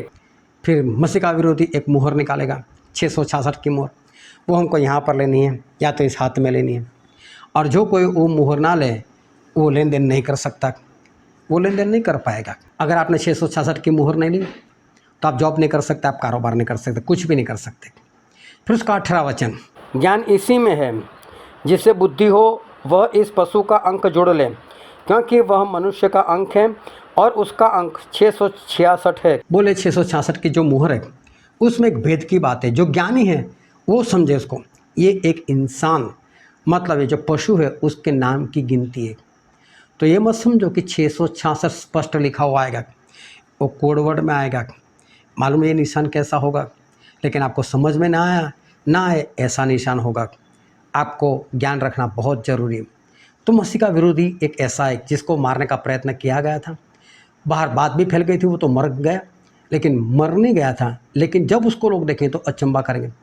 अभी आप सोचना सुनते हो, ऐसा कौन इंसान है जिसको मारा गया और पूरी दुनिया ने मान लिया वो मर गया, लेकिन वही आएगा और लोग उसको देखकर अचंबा करेंगे। फिर प्रकाशित वाक्य उसका 14वां अध्याय, और वहाँ पर 1,44,000 लोग जिनको मोहर की गई थी वो लोग दिखाई देते हैं। उनकी पहचान परमेश्वर दे रहे, और उनकी पहचान ये दे रहे, ये वो लोग हैं जो पहला फल है, कलीसिया का पहला फल। फिर मैंने दृष्टि की और देखो, वह मेमना सिय्योन पहाड़ पर खड़ा है और उसके साथ 1,44,000 जन हैं, जिनके माथे पर उसका और उसके पिता का नाम लिखा हुआ है। और स्वर्ग से मुझे एक ऐसा शब्द सुनाई दिया जो जल की बहुत धाराओं और बड़े गर्जन का सा शब्द था। और जो शब्द मैंने सुना वह ऐसा था मानो वीणा बजाने वाले वीणा बजा रहे हैं। वे सिंहासन के सामने और चारों प्राणियों और प्राचीनों के सामने एक नया गीत गा रहे थे। उन 1,44,000 जनों को छोड़ जो पृथ्वी पर से मोल लिए गए थे, कोई वह गीत न सीख सकता था। ये वे है जो स्त्रियों के साथ अशुद्ध नहीं हुए पर कुमार है। ये वही है कि जहाँ कहीं मेमना जाता है वे उसके पीछे हो लेते हैं। ये तो परमेश्वर के निमित्त पहले फल होने के लिए मनुष्यों में से मोल लिए गए हैं। उनके मुंह से कभी झूठ न निकला था, वे निर्दोष है। तो पहले क्या होता था कि परमेश्वर ने ऐसा बोला था कि जब आप खेत में बीज लगाओ और फसल जब कटने वाली हो तो खेत में घूमना, और जो भी पहला पूला बने उसको परमेश्वर के लिए समर्पित कर देना, उसको पहला फल बोलते थे। तो जो परमेश्वर ने कलीसिया बनाई पतरस के ऊपर, उसमें सबसे पहले जो 1,44,000 जो लोग आए मसीह में, वो ही है पहला फल। तो 1,44,000 कोई और नहीं, वो मंडली का पहला फल है। फिर प्रकाशित वाक्य 14:13। फिर मैंने स्वर से यह शब्द सुना, लिख, जो मृतक प्रभु में मरते हैं वे अब से धन्य हैं। आत्मा कहता है, हाँ, क्योंकि वे अपने सारे परिश्रम से विश्राम पाएंगे और उनके कार्य उनके साथ हो लेते हैं। उसमें लिखा है कि अब जो मरने वाले हैं वो धन्य और पवित्र है, जो क्योंकि उनके साथ उनके काम आते। मतलब हम खाली हाथ आए लेकिन खाली हाथ जाएंगे नहीं, हम अपने काम लेकर जाएंगे और हमारे करने के अनुसार परमेश्वर हमको बदला देंगे। उसके बाद प्रकाशित वाक्य 14 और 14 से 16, वहाँ पर जो बात दिखाई दी है वो है हमारा रैप्चर, मतलब आखिरी दिन में रैप्चर, जो परमेश्वर के लोग उठाए जाएंगे, मतलब कटनी होगी, सब कुछ कोडवर्ड में लिखा है। और उसके बाद उसका 17 से 20 वचन, ये वो लोग हैं जो नाश के लिए मार दिए जाएंगे, उनकी भी कटनी होगी और वो सारे नरक में चले जाएंगे। फिर प्रकाशित वाक्य उसका 15 अध्याय और उसका वचन पहला। स्वर्ग में एक और बड़ा और अद्भुत चिन्ह देखा, अर्थात 7 स्वर्गदूत जिनके पास 7 अंतिम विपत्तियाँ थी, क्योंकि उनके समाप्त हो जाने पर परमेश्वर के प्रकोप का अंत है। और वहाँ पर आखिरी 7 विपत्तियों के बारे में बताया गया है। फिर उसका 8वां वचन, परमेश्वर की महिमा और उसकी सामर्थ्य के कारण मंदिर धुएं से भर गया, और जब तक उन 7 स्वर्गदूतों की 7 विपत्तियाँ समाप्त न हुई तब तक कोई मंदिर में न जा सका। वहाँ पर ऐसा लिखा है कि परमेश्वर के भवन में इतना महिमा था, इतना धुआं था कि कोई मंदिर में प्रवेश नहीं कर पाए। ये ऐसा कहने के लिए जा रहे हैं कि आखिरी विपत्तियाँ बहुत भयानक है और परमेश्वर चाहते वो विपत्तियाँ पूरी हो जाए, कोई भी परमेश्वर को प्रार्थना ना कर पाए। और इसलिए परमेश्वर ने भवन में इतनी भारी उपस्थिति बना दी, कोई वहाँ पर पहुँच कर प्रभु यीशु को यही नहीं कहने पाया कि प्रभु बस अब बस करो, लेकिन परमेश्वर अपना बदला पूरा लेंगे। अब आखिरी 7 विपत्तियाँ, प्रकाशित वाक्य उसका 16वां अध्याय और वचन 1। मंदिर में से किसी को ऊंचे शब्द से उन 7 स्वर्गदूतों से यह कहते सुना, जाओ, परमेश्वर के प्रकोप के 7 कटोरों को पृथ्वी पर उंडेल दो। बोले अब 7 कटोरे दिखाई दिए, 7 स्वर्गदूत दिखाई दिए और उनको बोला गया जाओ धरती पर जाकर अपना अपना कटोरा उंडेलो। और प्रकाशित वाक्य 16 अध्याय उसका 2 वचन, पहले स्वर्गदूत ने जाकर अपना कटोरा पृथ्वी पर उंडेल दिया। तब उन मनुष्यों के जिन पर पशु की छाप थी और जो उसकी मूर्ति की पूजा करते थे, एक प्रकार का बुरा और दुखदायी फोड़ा निकला। जब पहले ने कटोरा उंडेला तो जिन लोगों ने उस पशु की मुहर ली थी उन सभी को बड़े बड़े फोड़े निकले, बहुत भयानक से फोड़े। 3 वचन, उसने अपना कटोरा समुद्र पर उंडेल दिया और वह मरे हुए मनुष्य के लहू जैसा बन गया और समुद्र में का हर एक जीवधारी मर गया। पूरा समुंदर, जब दूसरे ने कटोरा उंडेला पूरा समुंदर, पूरा का पूरा समुंदर लहू बन गया। फिर उसका 4 वचन, स्वर्गदूत ने अपना कटोरा नदियों और पानी के सोतों पर उंडेल दिया और वे लहू बन गए। जब तीसरे ने कटोरा उंडेल दिया पीने का पूरा पानी वो लहू बन गया, 1% भी पानी नहीं रहा। फिर उसका 8 और 9 वचन, उसने अपना कटोरा सूर्य पर उंडेल दिया और उसे मनुष्यों को आग से झुलसा देने का अधिकार दिया गया। मनुष्य बड़ी तपन से झुलस गए और परमेश्वर के नाम की जिसे इन विपत्तियों पर अधिकार है निंदा की, पर उसकी महिमा करने के लिए मन न फिराया। सूरज के ऊपर कटोरा उंडेल दिया गया और सूरज की गर्मी इतनी बढ़ गई कि लोग झुलस कर मरने लग गए। फिर उसका 10 वचन, 5वें स्वर्गदूत ने अपना कटोरा उस पशु के सिंहासन पर उंडेल दिया और उसके राज्य पर अंधेरा छा गया।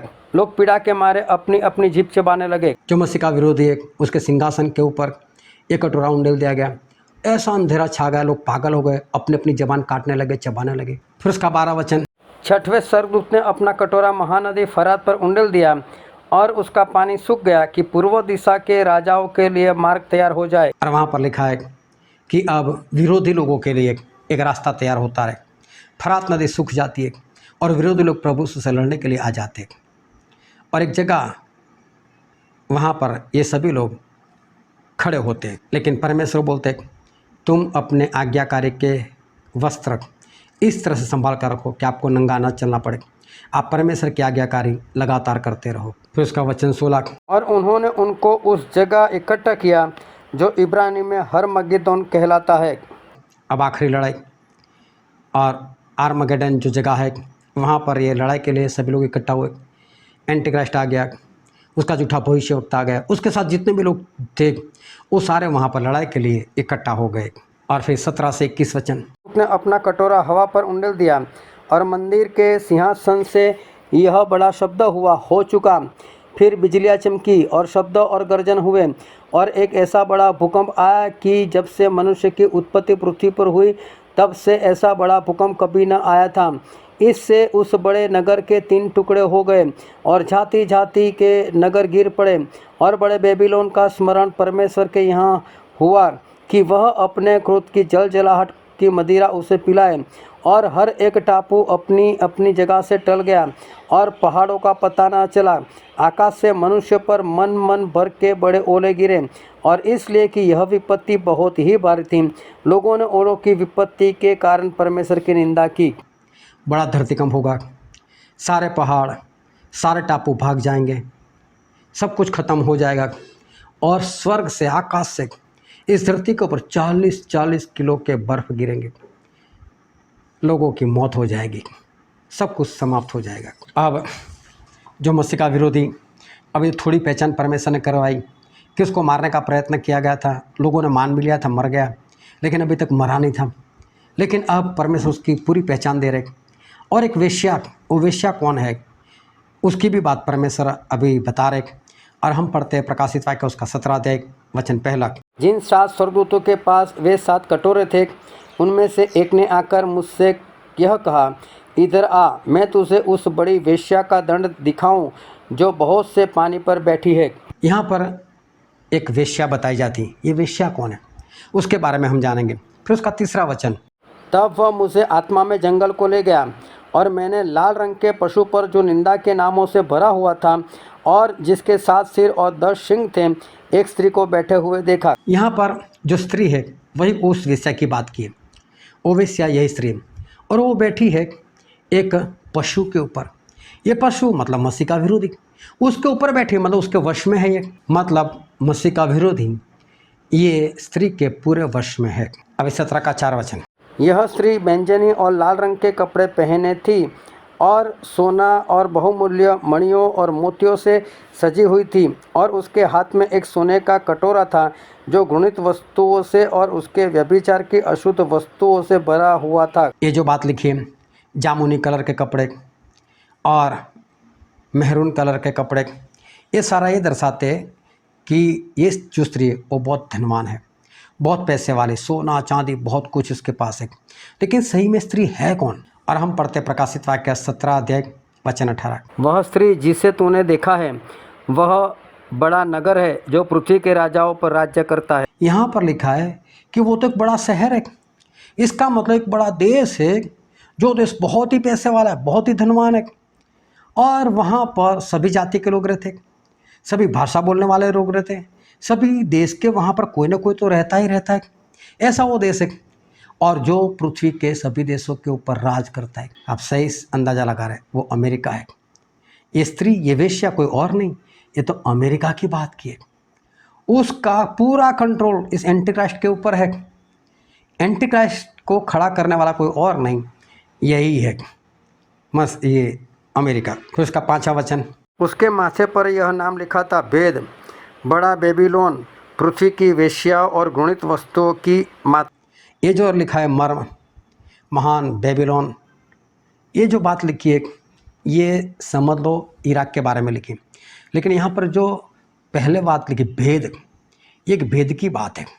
इसका मतलब ये अमेरिका के बारे में लिखा है। फिर उसका 8वां वचन। जो पशु तूने दिखा है वह पहले तो था पर अब नहीं है और अथाह कुंड से निकलकर विनाश में पड़ेगा। और पृथ्वी के रहने वाले जिनके नाम जगत की उत्पत्ति के समय से जीवन की पुस्तक में लिखे नहीं गए, इस पशु की यह दशा देखकर कि पहले था और अब नहीं है और फिर आ जाएगा, अचंबा करेंगे। यहाँ पर लिखा है कि वो पशु जो है और जो पहले था और अब नहीं है। इसका मतलब पहले था, जिंदा था, अब नहीं है, मतलब सभी ने मान लिया हो तो मर चुका है, आज नहीं है वो, लेकिन वो ही आएगा। इसका मतलब वो मरा नहीं था, क्योंकि मरकर जिंदा सिर्फ प्रभु यीशु हुए और वही आ सकते हैं मरकर जिंदा होकर। ये मसीह का विरोधी नहीं आ सकता। तो लोगों ने उसको मान लिया था वो मरा हुआ था। अभी पता चलता है ऐसा कौन था जिसको मारा गया था और लोग पूरी दुनिया ने मान लिया वो मरा हुआ है। चलो और भी मैं आगे पहचान करवाता हूँ उसका 9 और 10 वचन। उस बुद्धि के लिए जिसमें ज्ञान है यही अवसर है। वे सातों सिर 7 पहाड़ हैं जिन पर वह स्त्री बैठी है। वे 7 राजा भी है, 5 तो हो चुके हैं और एक अभी है और एक अब तक आया नहीं, और जब आएगा तो कुछ समय तक उसका रहना भी अवश्य है। जो पशु पहले था और अब नहीं है वह आप 8वां है और उन 7 में से उत्पन्न हुआ और विनाश में पड़ेगा। यहाँ पर जो 7 उसके सर है, वो 7 सर का मतलब होता है 7 पहाड़। 7 पहाड़ का मतलब होता है 7 राजा। 7 राजा का मतलब होता है 7 देश। 7 ऐसे देश है जो मसीह के विरोधी को पूरा सपोर्ट करेंगे। उसमें रहने वाली 10 प्रजाएं वो भी उसको पूरी सपोर्ट करेंगी। और ये 10 जो लोग हैं वो राजा के समान है, वो लोग इस एंटी क्राइस्ट को सपोर्ट करेंगे। और फिर उसका 11 वचन। जो पशु पहले था और अब नहीं है वह आप 8वां है और उन 7 में से उत्पन्न हुआ और विनाश में पड़ेगा। बोले मसीह का विरोधी 8वां है और उन्हीं में से। इसका मतलब मसीह का विरोधी इजराइल से नहीं आएगा, ये वो 7 देशों में से आएगा जो आज मसीह के विरोधी लोगों में से, जो मसीह को नहीं मानते ऐसे देश है, वहाँ से मसीह का विरोधी आएगा। ये 10 वो राजा हैं जो मसीह के विरोधी के राज में उनको कुछ कुछ मिलेगा। फिर उसका 13 वचन। वे सब एक मन होंगे और वे अपनी अपनी सामर्थ्य और अधिकार उस पशु को देंगे। ये 10 राजा वो लोग क्या करेंगे, अपनी सारी आर्मी इस मसीह के विरोधी को दे देंगे। बोले हम सारा सामर्थ्य आपको देते हैं लेकिन आप कुछ काम करो, ये अमेरिका हमको बहुत परेशान करता है, उसको उड़ा दो। और फिर 14वें वचन में लिखा है से लड़ेंगे और मेमना उन पर जय पाएगा, क्योंकि वह प्रभुओं का प्रभु और राजाओं का राजा है। और जो बुलाए हुए और चुने हुए और विश्वासी है वे उसके साथ है, वे भी जय पाएंगे। कि ये प्रभु यीशु के साथ, मेमने के साथ में प्रभु यीशु के साथ लड़ेंगे, और जो हम लोग हैं हम भी उनके साथ लड़ेंगे, हम भी जीतेंगे। इसका मतलब ये है कि मसीह का विरोधी मरने वाला नहीं, उसको परमेश्वर पकड़ेंगे, परमेश्वर के साथ उसका युद्ध होगा। और फिर एक वचन बीच में मैं ले लेता हूँ, प्रकाशित वाक्य 19वां अध्याय 19 और 20। फिर मैंने उस पशु और पृथ्वी के राजाओं और उनकी सेनाओं को उस घोड़े के सवार और उसकी सेना से लड़ने के लिए इकट्ठे देखा। वह पशु और उसके साथ वह झूठा भविष्यवक्ता पकड़ा गया, जिसने उनके सामने ऐसे चिन्ह दिखाए थे कि जिनके द्वारा उसने उनको भरमाया, जिन पर उस पशु की छाप लगी और जो उनकी मूर्ति की पूजा करते थे। ये दोनों जीते जी उस आग की झील में जो गंधक से जलती है डाले गए। और यहाँ पर स्पष्ट लिखा है कि वो पशु और झूठा भविष्यवक्ता पकड़े गए और प्रभु से उनको उठाकर जिंदा ही नरक में डाल देंगे, तो ये लोग जिंदा ही नरक में जाएंगे। फिर आता हूँ 17 अध्याय, उसका पहला वचन और 15 वचन। जिन 7 स्वर्गदूतों के पास वे 7 कटोरे थे, उनमें से एक ने आकर मुझसे यह कहा, इधर आ, मैं तुझे उस बड़ी वेश्या का दंड दिखाऊं जो बहुत से पानी पर बैठी है। फिर उसने मुझसे कहा, जो पानी तूने देखे जिन पर वह वेश्या बैठी है वे तो लोग और भीड़ और जातियाँ और भाषाएं हैं। बोले जो वेश्या थी बहुत पानी के ऊपर बैठी, लेकिन वो पानी क्या है, तो बोले हर जाति, हर भाषा बोलने वाले लोग, हर कुल के लोग। इसका मतलब अमेरिका वो देश है जहाँ पर सभी लोग आकर बसे हुए, तो ये अमेरिका की बात है वो पक्की होती है। और उसका 16 वचन। जो 10 सिंह तूने देखे वे और पशु उस वेश्या से बैर रखेंगे और उसे लाचार और नंगी कर देंगे और उसका मांस खा जाएंगे और उसे आग से जला देंगे। कि ये जो पशु है मतलब मसीह का विरोधी, वो उससे बैर रखता है और वो 7 राजा भी इससे बैर रखते हैं। तब पता चला अमेरिका से बैर कौन रखता है। याद आता है किसने अमेरिका पर हमला किया था 9/11 का, वही एंटी क्राइस्ट है। आज लोग मानते हैं ना वो मर चुका है, वही आएगा, वो जिंदा है, कहीं ना कहीं पर है, आएगा तब पता चलेगा। और सारी दुनिया देखते हैं तू आ गया, लोग अचंबा करेंगे, लेकिन जितने लोग अचंबा करें वो सारे नरक में जाएंगे। क्यों? उनको मालूम नहीं था तभी अचंबा किया।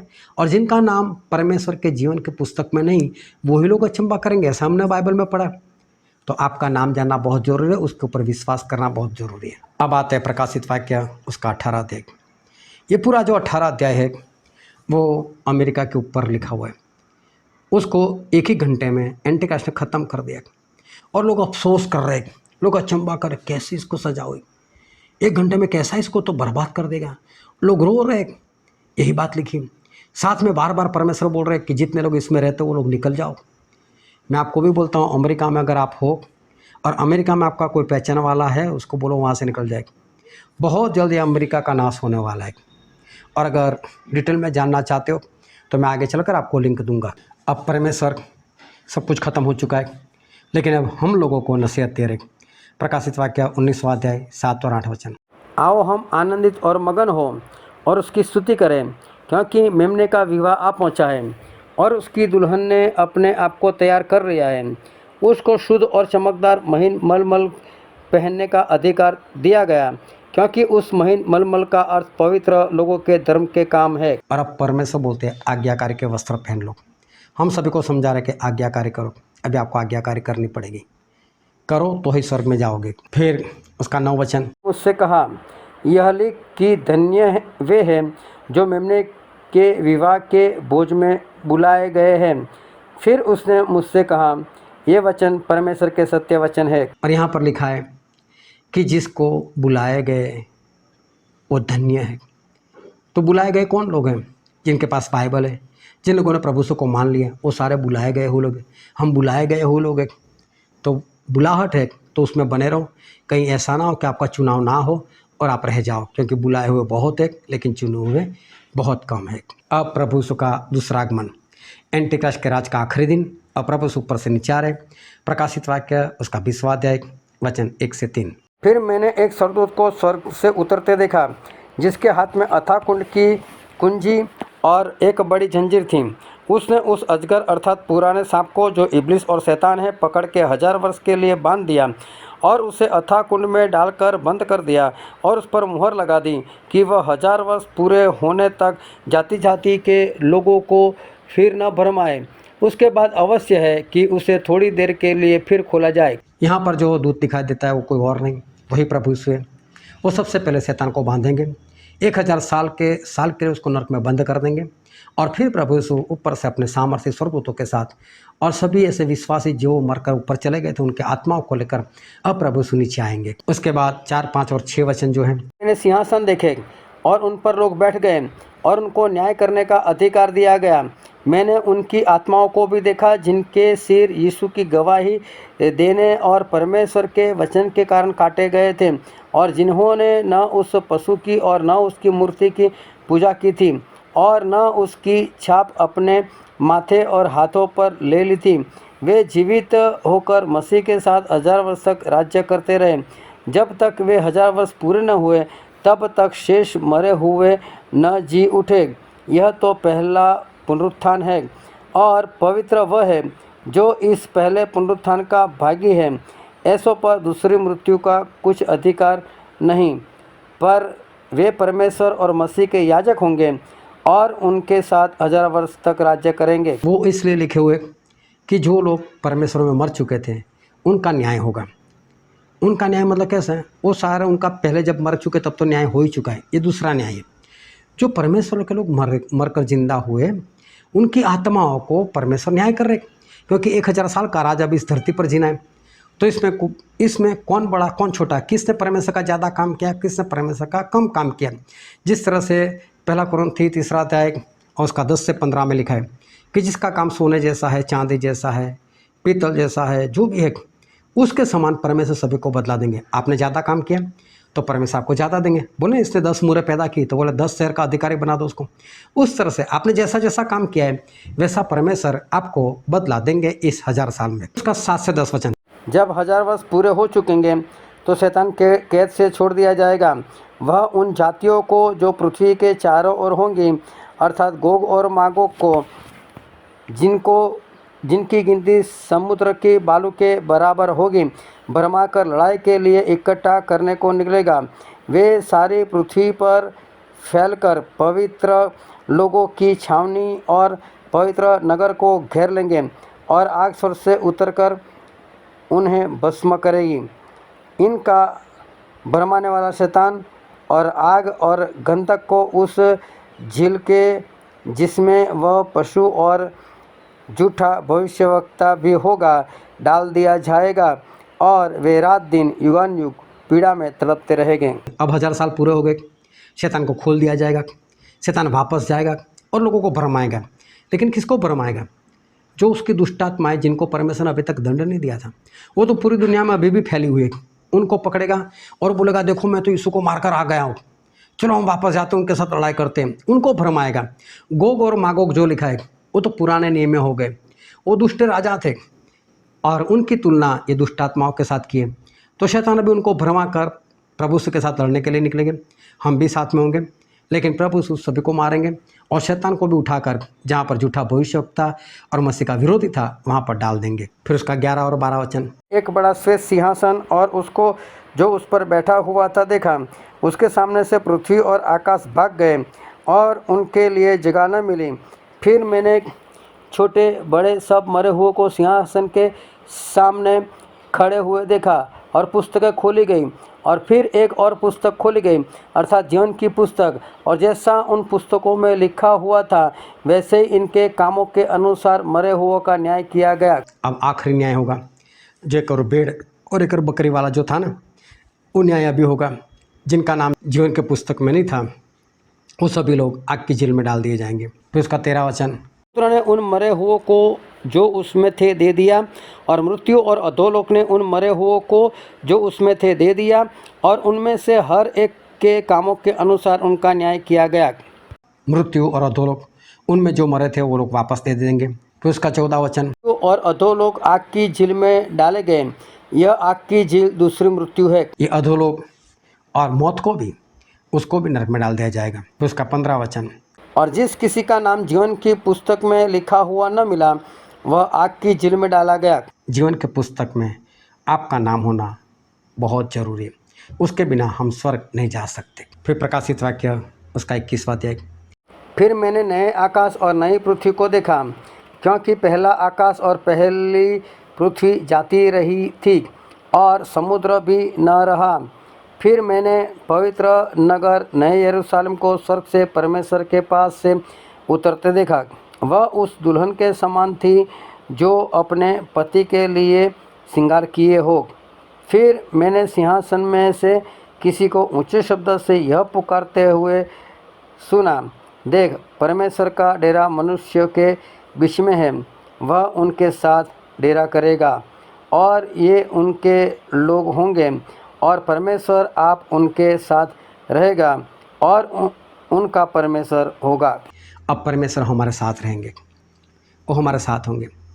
और फिर वो दिखाई देता है जो ऊपर से नया यरूशलेम आता है, बहुत ही अच्छा है। लेकिन उसकी 1-2 बातें मैं आपको बताता हूँ। उसका 4था वचन। वह उनकी आँखों से सब आंसू पोंछ डालेगा और उसके बाद मृत्यु न रहेगी और न शोक न विलाप न पीड़ा रहेगी, पहली बातें जाती रही। परमेश्वर हमारी आंखों के आंसू वो पोंछ देंगे। लेकिन मैं बोलता हूँ स्वर्ग में जाने से आंसू आएंगे? स्वर्ग में कैसे आंसू आ सकते हैं? स्वर्ग में आंसू नहीं आ सकते। लेकिन बाइबल में लिखा है तो स्वर्ग में भी आंसू है। तो स्वर्ग में दुख होगे तो आंसू होगे ना। मालूम है कैसा दुख होगा वहाँ पर? आप याद करोगे, मेरी पत्नी नहीं आई, मेरे बच्चे नहीं आए, मेरे माता पिता नहीं आए, मेरे भाई बहन नहीं आए। मैं बोलता हूँ आज उनके लिए मेहनत करो, स्वर्ग में रोना ना पड़े। आपके जितने भी चाहते लोग मेहनत करो उनके लिए, उनको बताओ, उनको बचा लो, ताकि वहाँ पर रोना ना पड़े। सभी को बचा लो और परमेश्वर उस वक्त सभी के आंसू पहुँच देंगे और सभी के दिमाग से ये रिश्तेदार वाली बात ही निकाल देंगे। तब सब लोग आनंद से स्वर्ग में रह पाएंगे। फिर उसका 8वां वचन। परंतु डरपोकों और अविश्वासियों और घिनौनों और हत्यारों और व्यभिचारियों और टोन्हों और मूर्ति पूजकों और सब झूठे का भाग इस झील में मिलेगा जो आग और गंधक से जलती रहती है। यह दूसरी मृत्यु है। ये जो व्यभिचार वाले लोग, हत्या करने वाले लोग, झूठ को चाहने वाले लोग, ऐसे सारे लोग आग की झील में, यही दूसरी मौत है। फिर प्रकाशित वाक्य 21:9-26, वहाँ पर ये नया यरूशलेम कैसा है वो सब कुछ बताया गया है। बहुत ही अच्छा है। उसके 12 दरवाजे हैं, उसकी 12 नींव है, 12 दरवाजे पर 12 गोत्र वाले का नाम लिखा है, 12 जो नींव है उसके ऊपर प्रभु यीशु के चेलों का नाम लिखा है। उसका जो रास्ता है वो तो शुद्ध सोने का है, कांच के समान निर्मल है, और वो चौरस बनाया गया है। उसमें सूरज चांद नहीं है, क्योंकि प्रभु यीशु खुद उसमें प्रकाश है और उसमें हमको प्रकाश मिलता रहेगा। फिर उसका 27 वचन, परंतु इसमें कोई अपवित्र वस्तु या घृणित काम करने वाला या झूठ का गढ़ने वाला किसी रीति से प्रवेश न करेगा, पर केवल वे लोग जिनके नाम मेमने के जीवन के पुस्तक में लिखे हुए हैं। जो अशुद्ध लोग हैं, घिनौने काम करते हैं, वो उस नए यरूशलेम में प्रवेश नहीं कर पाएंगे। और अब आता है आखिरी चैप्टर 22, उसमें जो 1 से 5। फिर उसने मुझे बिल्लोर की सी झलकती हुई जीवन के जल की नदी दिखाई, जो परमेश्वर और मेमने के सिंहासन से निकलकर उस नगर की सड़क के बीचों बीच बहती थी। नदी के उस पार और इस पार जीवन का वृक्ष था, जिसमें 12 प्रकार के फल लगते थे, और वह हर महीने फलता था, और उस वृक्ष के पत्तों से जाति जाति के लोग चंगे होते थे। फिर श्राप न होगा, और परमेश्वर और मेमने का सिंहासन उस नगर में होगा, और उसके दास और उसकी सेवा करेंगे। ये उसका मुंह देखेंगे, और उसका नाम उनके माथों पर लिखा हुआ होगा। फिर रात न होगी, और उन्हें दीपक और सूर्य और उजाले की आवश्यकता न होगी, क्योंकि प्रभु परमेश्वर उन्हें उजाला देंगे, और वे युगानुयुग राज्य करेंगे। वचन में लिखा है जीवन का पेड़, जीवन की नदी। ना वहाँ पर कोई नदी होगी, ना वहाँ पर कोई पेड़ होगा। ये सब कुछ सिंबल लैंग्वेज। परमेश्वर ऐसा बोलते हैं वहाँ पर ना भूख है ना प्यास है, ऐसे हालात है वहाँ पर। फिर परमेश्वर बोलते हैं उसके 11 वचन में, जो अन्याय करता है वह अन्याय ही करता रहे, और जो मलिन है वह मलिन बना रहे, और जो धर्मी है वह धर्मी बना रहे, और जो पवित्र है वह पवित्र बना रहे। जो अशुद्ध है वो अशुद्ध होते जाए, जो अधर्मी है वो अधर्मी ही रहे, लेकिन जो पवित्र है वो पवित्र होता जाए। प्रभु से क्यों बोल रहे? बोला वो अंत आ गया। अभी भी अगर आप अशुद्ध हो तो परमेश्वर बोलता छोड़ो, अभी मरो जाओ। लेकिन बोलता आप शुद्ध हो, धर्मी हो, वो धर्म के काम क्या करो, अभी तक तो बने रहे, अभी भी बने रहो आखिरी दिनों में, चाहे कितनी भी सतावट आए, लेकिन बने रहो, आज तक बने रहे। तो फिर उसका 12वां वचन, आने वाला हूँ, और हर एक के काम के अनुसार बदला देने के लिए प्रतिफल मेरे पास है। परमेश्वर बोलते मैं करने के अनुसार बदला दूंगा। अब मैं बहुत जल्द आने वाला हूँ, अभी तो काम ही खत्म है, अब प्रभु से बहुत जल्द आ जाएंगे। फिर परमेश्वर फिर चेतावनी दे रहे 15 वचन में, पर कुत्ते और टोन्हे और व्यभिचारों और हत्यारे और मूर्ति पूजक और हर एक झूठ का चाहने वाला और गढ़ने वाला बाहर रहेगा। कि जो व्यभिचार करते हैं, हत्या करते हैं, झूठ को चाहते हैं, वो सारे आग की जेल में डाल दिए जाएंगे, ऐसे मत बनो। इसका 17वां वचन, मंडली दुल्हन दोनों कहती है आ, और सुनने वाले भी कहे आ। जो प्यासा है वह आए, और जो कोई चाहे वह जीवन का जल सेंत में तले। और आत्मा, कन्या मतलब मंडली, और आत्मा मतलब पवित्र आत्मा, दोनों बोल रहे आ जाओ, स्वर्ग में आ जाओ। और फिर आखिरी बात 18 और 19 वचन, हर एक को जो इस पुस्तक की भविष्यवाणी की बातें सुनता है गवाही देता हूँ, यदि कोई मनुष्य इन बातों में कुछ बढ़ाए तो परमेश्वर उन विपत्तियों को जो इस पुस्तक में लिखी हैं उस पर बढ़ाएगा। यदि कोई इस भविष्यवाणी की पुस्तक की बातों में से कुछ निकाल डाले तो परमेश्वर उस जीवन के वृक्ष और पवित्र नगर में से जिसका वर्ण इस पुस्तक में है उसका भाग निकाल देगा। बोले इसमें ना कुछ बढ़ाओ ना कुछ घटाओ। देखो इसमें बढ़ाओगे तो बोले मैं उस अनर्थ को बढ़ा दूंगा जो मैंने लिखे, और अगर इसमें से कुछ निकाल दिया तो बोले मैं नए यरूशलेम साहब का नाम मिटा दूंगा। इसलिए इसमें से ना कुछ कम करना ना कुछ बढ़ाना। मैंने बहुत स्पीड में ये सारी बातें बताई 22 के 22 अध्याय, लेकिन इसको डिटेल में देखना चाहते हो तो मैं यहाँ पर लिंक बताता हूँ, उसमें चले जाना, और उसमें पूरे के पूरे 22 चैप्टर उस अनुसार मैंने बताया कि पहले कौन सी बात होने वाली, बाद में कौन सी बात, एक क्रम के अनुसार मैंने बताया। उसमें जाना, पूरा डिटेल में देखना, बहुत आनंद आएगा। परमेश्वर आपको आशीष दे। आमीन।